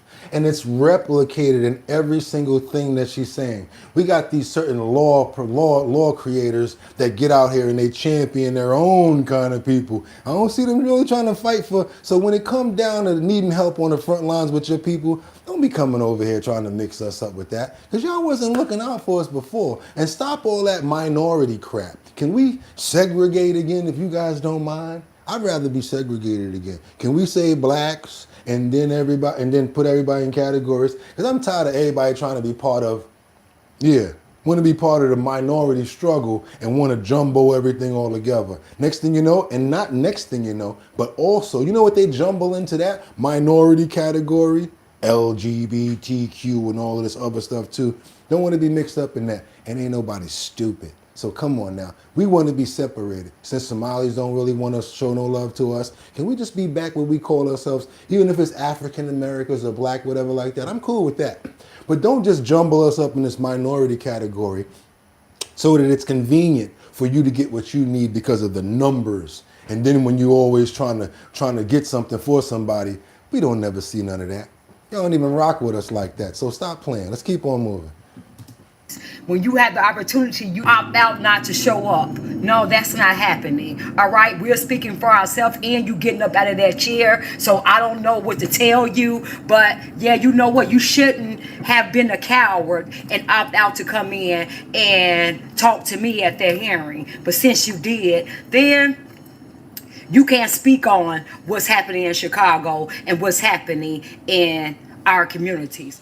It's the same for a lot of other communities. Sound like you're replicating Minnesota. Sound like you're representing Colorado. Sound like she's representing a whole bunch of other places with the broken wristed click situation going on. It's not accepted by everybody. And guess what? We getting wise to it. And stop trying to say just because we Blills knack, we need to be a Dills Democrat. No, we don't. We can be independent, or we can be something else. We don't follow party anymore like Frankenstein. Oh, Rio, yo. We don't do that no more. We pick and choose what we do around here. Same way we pick and choose our news because we're not stupid. Let's keep on moving forward. Let's see what Michelle Obama's going on over here. I'm reading what they put over here. They say she cops furious backlash from friends Erder of talking about herself. Do you think that she was making the Erder about herself and getting exposure when it comes down to Rob Reiner's loss of life in a tragic event? Because a bunch of people are basically trying to say that it's pretty vile in what Michelle Obama is trying to do. Let's let them tell it. Let's get on over here to Rita. Obama, she's facing a backlash after appearing on Jimmy Kimmel's program just hours after her friend Rob Reiner and his wife Michelle were found dead in their home. On the program, Kinsey, she revealed that she and Barack were meant to have dinner with a couple on Sunday, only to discover they had been killed, murdered in their own home. Allegedly by their son. Can you imagine going and sitting on Johnny Carson and yucking it up with a comedian and talking about your murdered friend? This is such vulgar behavior. I mean, I thought we'd seen the worst from Michelle Obama. Buckle up. 2025's not over. You know, if I had plans with murdered friends, I'm not going on Jimmy Kimmel the next day to laugh and to talk about it. Who is advising this woman? If you look up the pictures of her on that program, she's laughing, she's smiling. You know, she should have canceled or postponed. But, you know, making the murder about herself, that's absolutely vile. Oh, we had plans. Oh, they didn't show up. I wonder why. A knife to the throat, Michelle Obama. And incredibly, despite not just showing up, because that in itself just shows such poor judgment and self-obsession, But she then had a go at President Trump for the way he reacted, the tweet he sent. And you're supposed to be a close friend. And like you said, you're on a comedy program, a late night comedy program, and you've got the nerve to have a go at the president's response. What do you guys think about that topic right there? Do you agree or disagree with what they just said just now? Do you agree? Thumbs up. Do you disagree? Thumbs down. Let me know what you guys think about that, because pretty controversial situation right there. Let's get on over to Tennessee. Take me to another place. Take me to another land. Let me know. Come on, you guys. Dixon County, where we got this couple who was scammed out of $300,000. Watch out for your family members. Watch out for elderly people, because there's so many scammers out here that's trying to get their dough. I'm telling you guys, especially if they know they got some money, they coming after them, and they got all sorts of scams and trying to, in many ways to try to do it. Watch what this fool try to do. Deputies swoop in just in time to save a couple from losing their entire life savings. Welcome to News 2 at 4. I'm Tori Gessner. Kendall has the day off. News 2's Andy Cordan joining us now with details about a scam you need to hear about. Andy. Hi, Tori. You know, the scammers pretend to be with the United States Treasury Department. Then they trick people into cashing out their entire accounts, then handing that money to couriers. Hands up now! Get your hands up! Open the door! Let's go. Friday, December 12th. Let's go. Dixon County Sheriff's deputies swoop in, Open the door! taking this alleged scam artist into custody. Out! Get out! Now watch what this fool tried to do, y'all. Do me a favor, double tap that screen, because we need more people to know about this scam right here. Watch this. On the ground!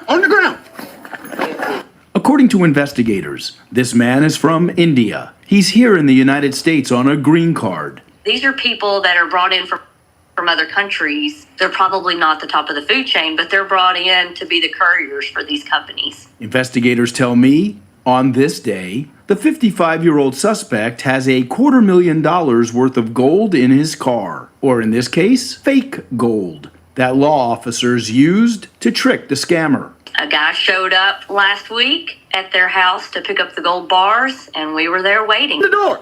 Got him! You got any gold in your car, sir? Because we the ones that gave it to you. Open the door! According to investigators, before this day, a couple in their 80s had already been tricked into giving these same scammers some $300,000. And luckily for these folks, we were able to save a lot of it, but they still lost a lot of their hard-earned, lifelong savings that they've been working on for retirement. It's gone in just a couple of months. According to Captain Jennifer Carruthers, this all began in October. That's when the scammers sent the Dixon County seniors a spam email. It claimed the couple's social security number had been compromised, and it was being used by the cartel as part of a child exploitation ring. And to get new social security numbers, the scammers told the seniors they had to give the Treasury Department all their money for safekeeping. And that money, it would be picked up by men like this. For any scammers out there, just know that we are on your tail. We are working these cases as they come in, and we will go all over this country. Wherever the case takes us, we will follow, and we are trying to find you. Now, the good news is that man was arrested and the couple did not lose their last $250,000. But the bad news, well, the $300,000 they already sent to those scammers, sadly, it's all gone. Gosh, thanks. So they got him for $300,000, you guys. Back to work. Got to stack up that money again if you was thinking about you was going to retire. Sorry to say it, but hey, at least you ain't lose it all. What you guys think about that? Double tap that screen to get those likes up, get more people over here. If you haven't subscribed to the channel, what are you waiting on? Give me all the money in your pockets right now. Hurry up, hurry up, hurry up. No, I'm just kidding with you. I got some Bustelo in the kitchen and some green tea, so don't worry about that. But I would love for you guys to get those likes up. And if you have not already subscribed to the channel, what are you waiting for? Become a member. Hit that notification bell down there so that you know when we're on. Let's get on over to California. Sad situation where the Delano uncle who stepped in to protect his niece is now facing felony charges after beating up a pedo. You guys are not going to like this story at all. Let's get into it. I already know how we get down. I know how people in this chat is. You guys are not going to like this story at all. Picture this. Your nieces are walking to school alongside Garces Highway when you get a phone call from them stating that a man had just approached them and tried to lure them into his car. They run into this store asking for help, and when you arrive, you confront the man. But rather than being praised as a hero, you're now facing prison time. I'm Ruby Rivera, your neighborhood reporter, and that's exactly what's happening to one Delano man. As anybody would, you get a call from your kids or anything that somebody's trying to hurt them, my first instinct was to protect. That moment is now landing Brandon Santana, a Delano man, in serious legal trouble. He didn't just go there and talk to the guy. He put hands and feet on him, just so you guys know. They said that those charges do carry 5 years. Court documents show Santana is accused of assault and battery that caused serious bodily injury on September 10th, 2025. One of the charges includes a special enhancement for personally inflicting great bodily injury. If convicted, Santana could face 5 years in prison. It all took place September 9th of this year on Garces Highway, where his two nieces, ages 11 and 12, were on their way to school. That's when police say 55-year-old Jose Martin, a registered sex offender, approached the girls. He said that, hey, come here. I'm like, no. And he said, let's ditch school. I said no. And then I said, She said, let's ditch school. That old 55-year-old man said, let's ditch school to her. She's a 12-year-old little girl. And he said, let's ditch school. I said no. And then I said, I gotta go on the bus. And he said, I'll take you guys. And I said no. Shortly after, the girls ran into a nearby market and called their mother, who then called her brother. Santana allegedly confronted the suspect and beat him. 12-year-old Angelina tells me not only does she still carry fear about the incident, but now she's scared of losing her uncle. I don't really think he should be facing the charges because he was just trying to protect his family. And I think anyone would basically do the same thing if that was them. Martin was arrested at his residence the following day and remains in custody without the possibility of parole. Annoying or molesting children, endangering, kills, kidnapping, and a child under 14, and failure to register as a S offender. That's what he's got.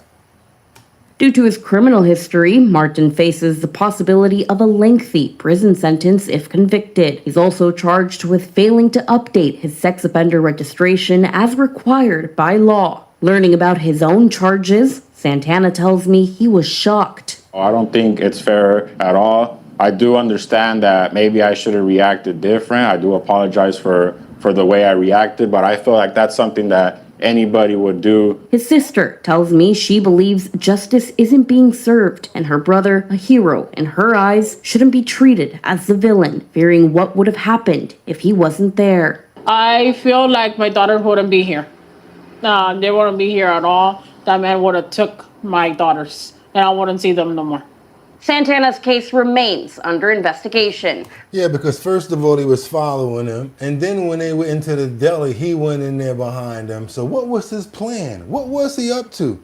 You guys, I know y'all agree. Y'all think that he should have got exactly what he got. Look, I don't know, officer. I don't remember. I blacked out and still don't even know what happened, sir. Exactly. Wood chipper. She's 100% correct. Mom just in this temporary insanity. Wood chipper. Totally high police force. Nothing good. We had another person that said, don't touch nobody until the police get there. That's what one person said. Get the hell out of here.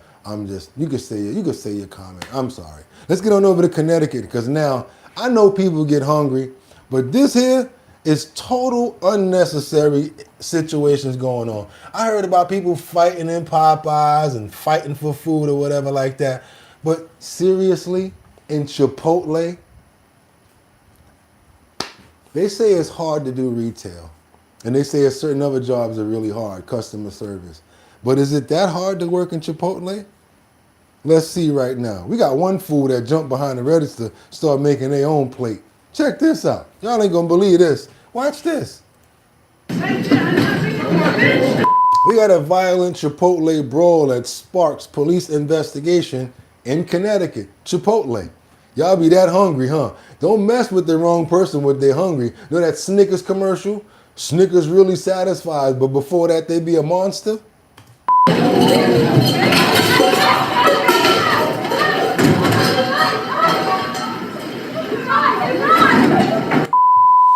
So yeah, we got the police that are investigating a violent fight between customers and an employee at the West Hartford Chipotle.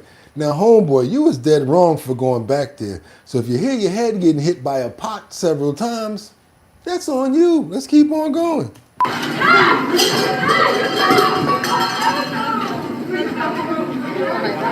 Now notice how all the customers got up out of there because a video that captured the brawl and customers looking on in horror went viral. They're like, I guess we ain't gonna be able to get out of Chipotle this for lunch today. So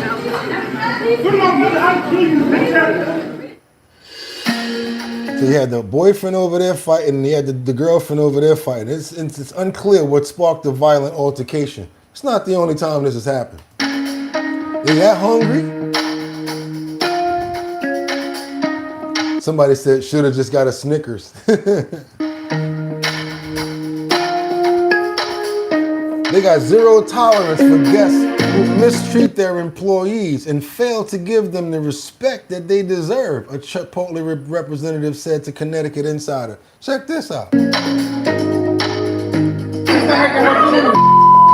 The incident echoes another Chipotle brawl last December. Now you know you dead wrong for going behind the counter, making your own plate. You got all your hair out, nothing's covered.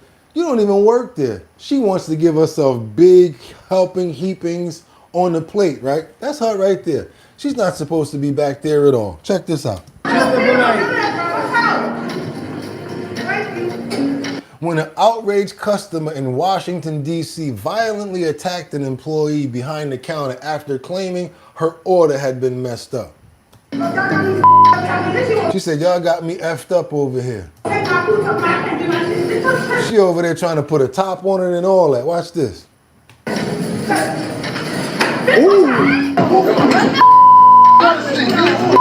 But it's not just Chipotle. We also got other things going on in different fast food outings. Check out this Burger King situation. This guy right here, he just caught one to the face and he didn't even deserve it. You guys see, she was mad. She had a nice plate. She had a nice plate made. She had all her gravy on there and everything. All she had to do was finish it off and put that top on there. When he grabbed it, all that rice went everywhere. Oh, you can, damn you. That's it, fat mama over the top. You don't mess up my plate. Let's keep on going, you guys.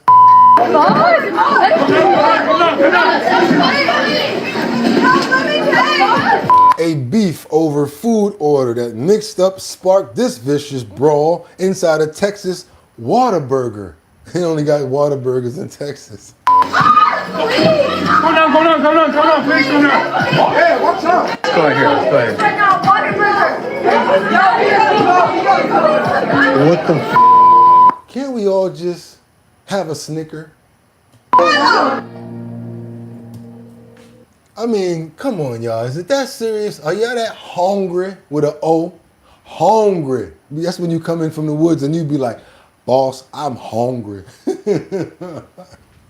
Let's double tap that screen to get those likes up and get some more people over here. Hope you guys appreciate the content that we're giving you guys right now, because this is insanity right here. Hungry? Get a Snickers. Let's keep on moving forward, you guys, to Georgia. We got this man that his driver's license was suspended for a DUI in a state that he'd never been to before in his life.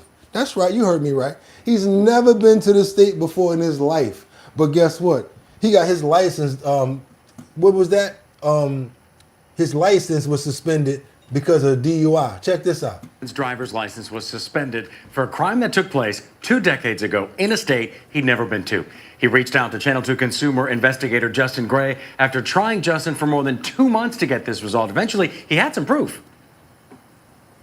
Yeah, George, Justin Jones says it took weeks to get this letter from the state of New Mexico. It says right there in bold, not one and the same individual as the person who committed the crime. It was Georgia DDS who asked for this letter, but when he brought it to DDS, they still didn't lift the suspension on his driver's license. This I is received very a letter low. in the mail Very back low. in October, the beginning of October, that my license were suspended. Terribly low. That was a surprise. Even more a surprise It's was them, not why me. a DUI in Santa Fe, New Mexico on Christmas Eve 2005, 20 years ago. Ever been to New Mexico? Never been to New Mexico. Never driven through New Mexico. I never even stepped foot in the state off a plane. Justin Jones is a high school administrator in Carroll County. He thought this would be cleared up with a visit to DDS back in October. Instead, he's been fighting for months to get his license back. The burden of proof has been on me to prove that I wasn't that person that got a DUI 20 years ago in New Mexico. First, he provided this stamped and sealed document from the court clerk in New Mexico stating he has no convictions there. But DDS told him that wasn't good enough. So New Mexico sent this letter that says, quote, "This letter certifies that he does not currently have any holds on his driving record within our state. Furthermore, it is essential to clarify that the record under review pertains to a different individual who shares a similar name and date of birth." But DDS still won't restore his driver's license. Me and my wife kind of celebrated before I left the house. When I got back, I was kind of defeated because, they were still suspended. It's now 2.5 months that Jones has not legally been allowed to drive. The first week I was Ubering, but that got expensive pretty quickly. DDS tells Channel 2 Action News in a statement, quote, "New Mexico DMV sent the DUI electronically to the DDS and it was added to his record. We contacted New Mexico and requested they submit a negate to correct their error. Once the negate is received from them, then the DUI will be removed by DDS." We're going to see what happened with this story. Sorry about that audio. As you know, like I said, it wasn't us. Let's keep on moving forward, you guys, because it's not over. We got to keep on going because we got a lot. And I told you it's not over. I got much more to get into. I want you guys to see this one, especially right here. After 70 years, this one person right here, this goes to show you that never give up on your dreams. As long as you keep on persevering and trying to make something happen for yourself and accomplish goals, it can happen. And don't listen to anybody telling you, oh, you can't do that. Why? Because you never did it? Don't listen to people, especially somebody that never has accomplished nothing. Check this situation out right here. I want you guys to see that after 70 years, this neurosurgeon gets his UNC undergrad degree. Check this out. New tonight, a North Carolina neurosurgeon finally has his undergraduate degree after 70 years. Dr. David L. Kelly Jr. shares his journey to finally reaching this milestone at UNC Chapel Hill at 90 years old. Dr. David L. Kelly Jr. says this moment is a dream come true. I'm finally getting my undergraduate degree because I lacked one course, 3 hours. Kelly says despite being one class shy of earning a Carolina undergraduate degree in chemistry in the spring of 1955, he was still accepted into UNC's School of Medicine's accelerated program. My profession, I became a doctor, a neurosurgeon, and I was a professor at Wake Forest. Kelly graduated from medical school in 1959 and went on to be a successful neurosurgeon. He later retired in 2013, but many still wonder how this class went unnoticed. They originally told me I was too young and they weren't going to accept me in medical school. And it so happens that Dean Berryhill was a good friend of my high school principal, and my high school principal went to bat for me. And recently, after years of accolades and recognition for his work, he wanted to complete one final task. So he reached out to a friend who connected him with the university and then the chancellor. And I called him and I said, I would like to have my degree, and what do I need to do? And I thought I had to have one more course, a 3-hour course in any subject. And I was prepared to do that. The chancellor called me, Dr. Roberts called me and tell me that he was awarding me my degree. And I was absolutely thrilled. I think what swayed him was that I had taught medical students for 48 years and trained residents for 48 years. He says he wants to encourage others not to give up on their dreams. Stay focused. There'll be peaks and valleys, regardless of what you do. But if you have goals and you stick to it, things are going to be fine. And after 70 years, Dr. Kelly finally has his undergraduate degree. I think so. Mission accomplished. And Dr. Kelly says he was grateful to join other family members who are alumni of UNC.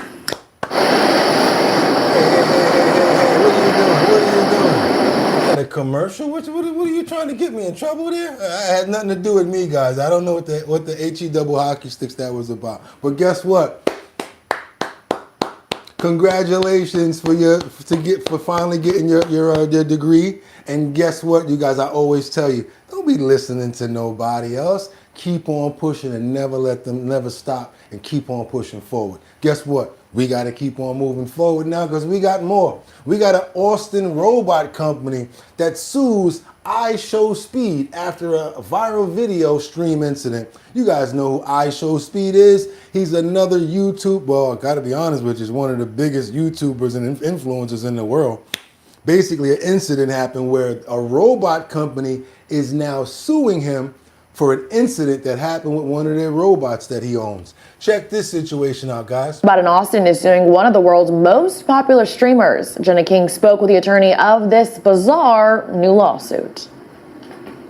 Hey, I'm Jake. Would you like a compliment or an insult? If you've spent any time in Austin lately, you've probably seen it. The viral human-like robot Rizbot is turning heads and racking up millions of views online.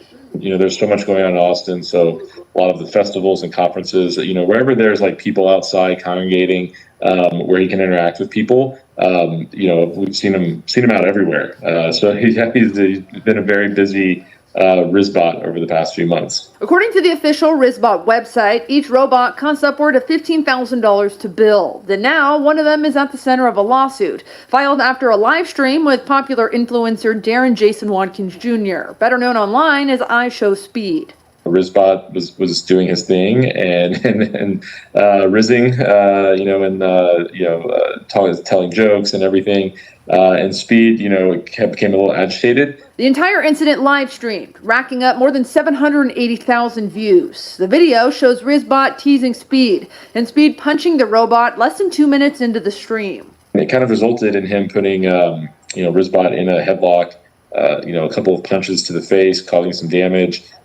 Threw Rizbot on one of the beds, and the gears tried to autocorrect because it's a self-standing robot, so it tried to stand back up. He was pinning him down. APD confirms it was called to the scene after the incident. Social Robotics, the company behind Rizbot, filed a lawsuit against Speed earlier this month. There's two types of damages here. There's the actual damage to the physical property itself, the robot. Like I said, it was deemed a total loss, and so that has to be completely replaced. And the programming and everything as well. But also, the big thing here was the value of some big missed opportunities that Social Robotics lost out on. Rizbot also had to cancel an appearance with Mr. Beast and the NFL Today show as a result. Levine says the case touches on legal questions Texas lawmakers never imagined. When a lot of the laws in Texas were developed, decades, centuries ago, they could not anticipate for things like this to happen, right? Yeah, what law would you charge for that? They don't even know what to do in that case right there. But you should have known better than putting that thing around Speed. Something was going to happen messing around with Speed. Come on. And a little bit of damage, y'all trying to charge him for that. Come on, y'all know better than that. If anything, you should be happy that he's getting you guys the promo for your robot out there. Oh, I had a little incident, but we were able to come back. But they did say the robot was supposed to have an NFL event as well as meet with Mr. Beast. So those are the damages that they're talking about. And no, don't go nowhere, because guess what? We got a report that we got to show you guys this weekend. This little guy that we've been keeping tabs with, you guys know who I'm talking about. Yes, we got to talk about our buddy, the XL Pit Bull that we donated to, that had surgery on the IVD surgery on the slip disc as well. Now he's in full recovery. That's right, none other than Lynn and Nova. They're now back in water rehabilitation, and they're trying to work with Nova to get his back legs to start moving. Double tap that screen to get those likes up, you guys. Let's get on over here to show some love to Nova. Let's see the progress that he's got. Looks like he's standing on his own. Let's see what's going on here. Now, you see how he be holding his leg up like that sometimes? I don't know why he do that sometimes. Sometimes he came a long way, right, y'all? Hold one of them. I think it's something called cross extensor tone. It's just Came a things long kind of way. reconnecting. So their natural spinal reflexes are when one leg is planted, the other one kind of starts to go up into that swing phase. It's just kind of a normal part of their gaiting sequence. So I think that's just things reconnecting. So Things are reconnecting. Did you hear that? Nova's getting this stuff together. Yes, he's dragging a little bit, but he's come a long way in this little bit of time. Yeah, because it's like, Lord, sometimes you don't even want to put the foot there. I know, yeah. Standing up on Hopefully his that'll own. kind of correct itself, but I think that's Water, what that is. it helps a Ready? lot. Go get all right here, Bodie. Come on. Come on. Come on, Bodie. Come on. Come on. You keep going. Come on. Come on, Bodie. We're looking for those back legs to start moving.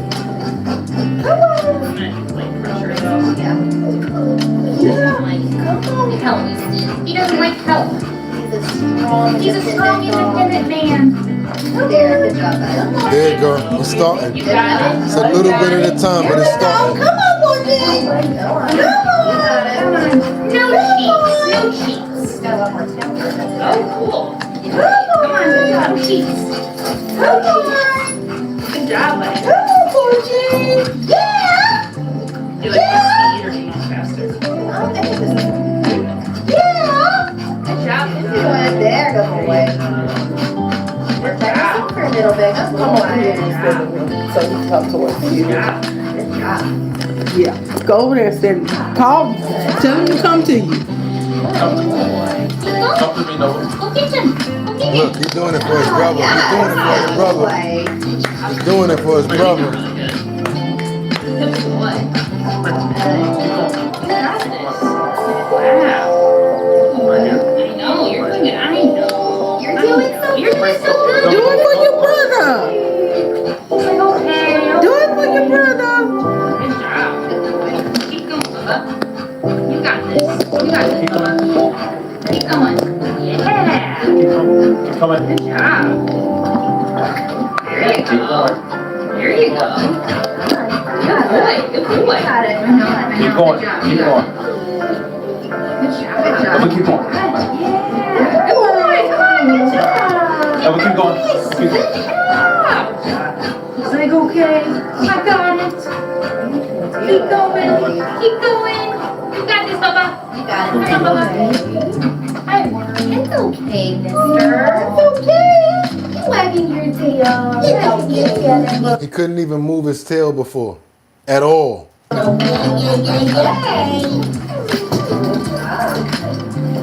doing good. It's okay, man. Let's shoot for another 3 or 4 minutes, okay? You do it. Ready? He's standing on his own. He's standing on his own. The water helps a lot with the weight. All right, good. All right. You got this, Bodie. Here we go, my friends. Here we go.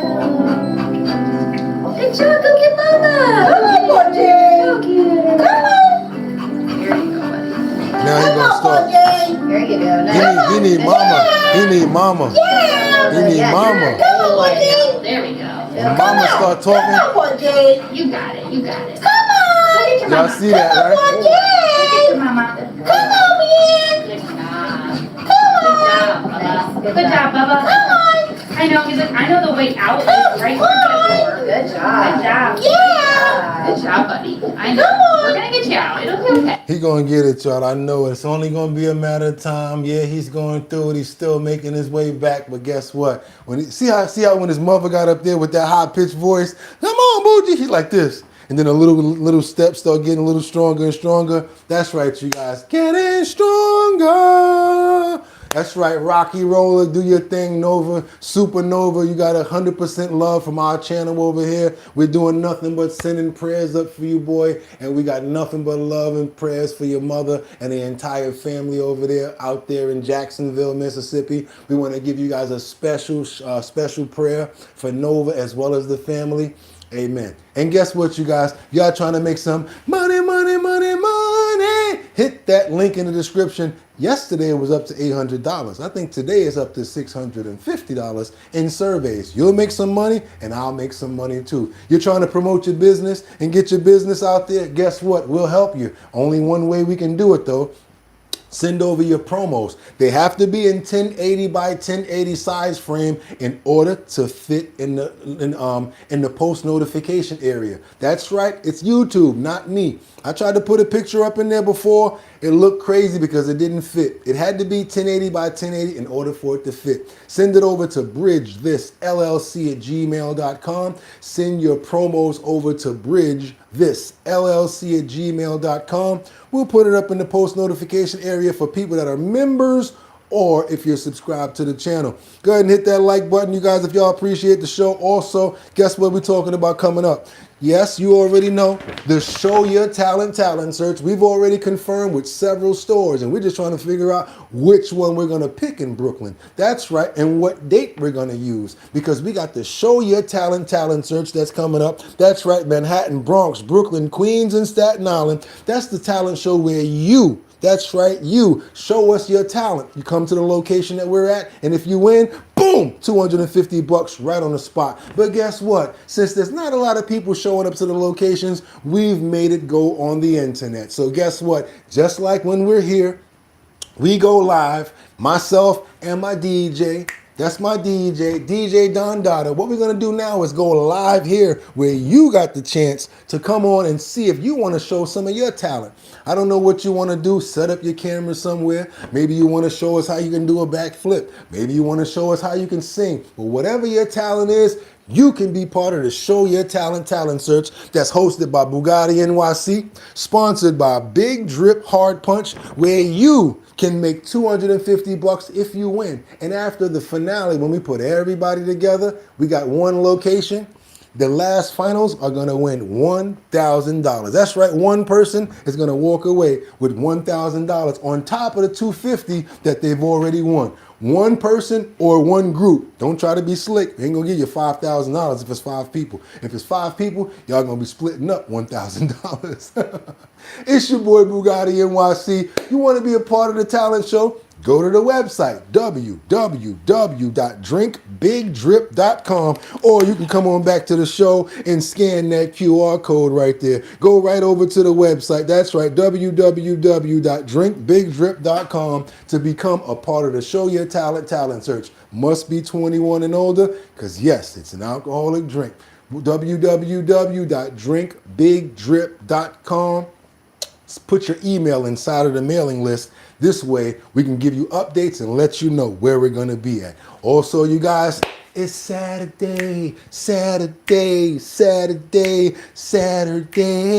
That's right, you guys. Smile. Have a fantastic day. You know why? Because we got some prayers to put up in the air. We're going to put up prayers for health.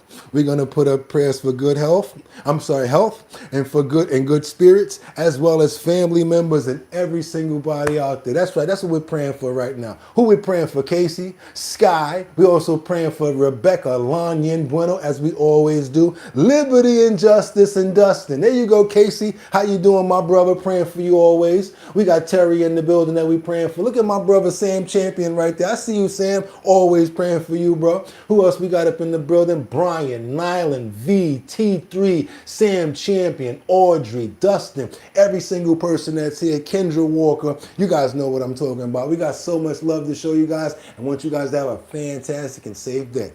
And with that being said, y'all know what tomorrow is, right? It's Purple Sunday, y'all.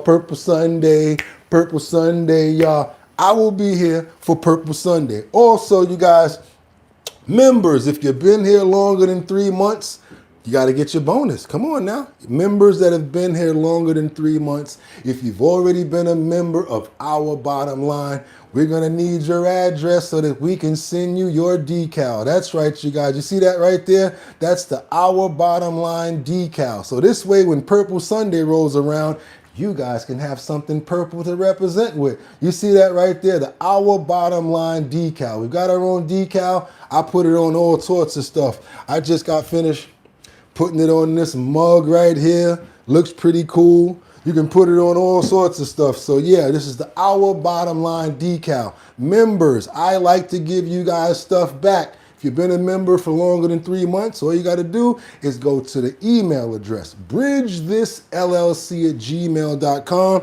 I will send you guys one of your decals That's my Christmas gift to you guys. There's so many people, can't give I can't give you guys big gifts, but I can give everybody a decal. So check this out, bridgethisllc@gmail.com if you guys want a decal. And with that being said, y'all know what I'm about to do, right? Y'all could have went anywhere. But the fact of the matter that y'all came here to chill with me on Saturday, I appreciate you. So until tomorrow, Purple Sunday, same time, same place. Get 'em! Peace.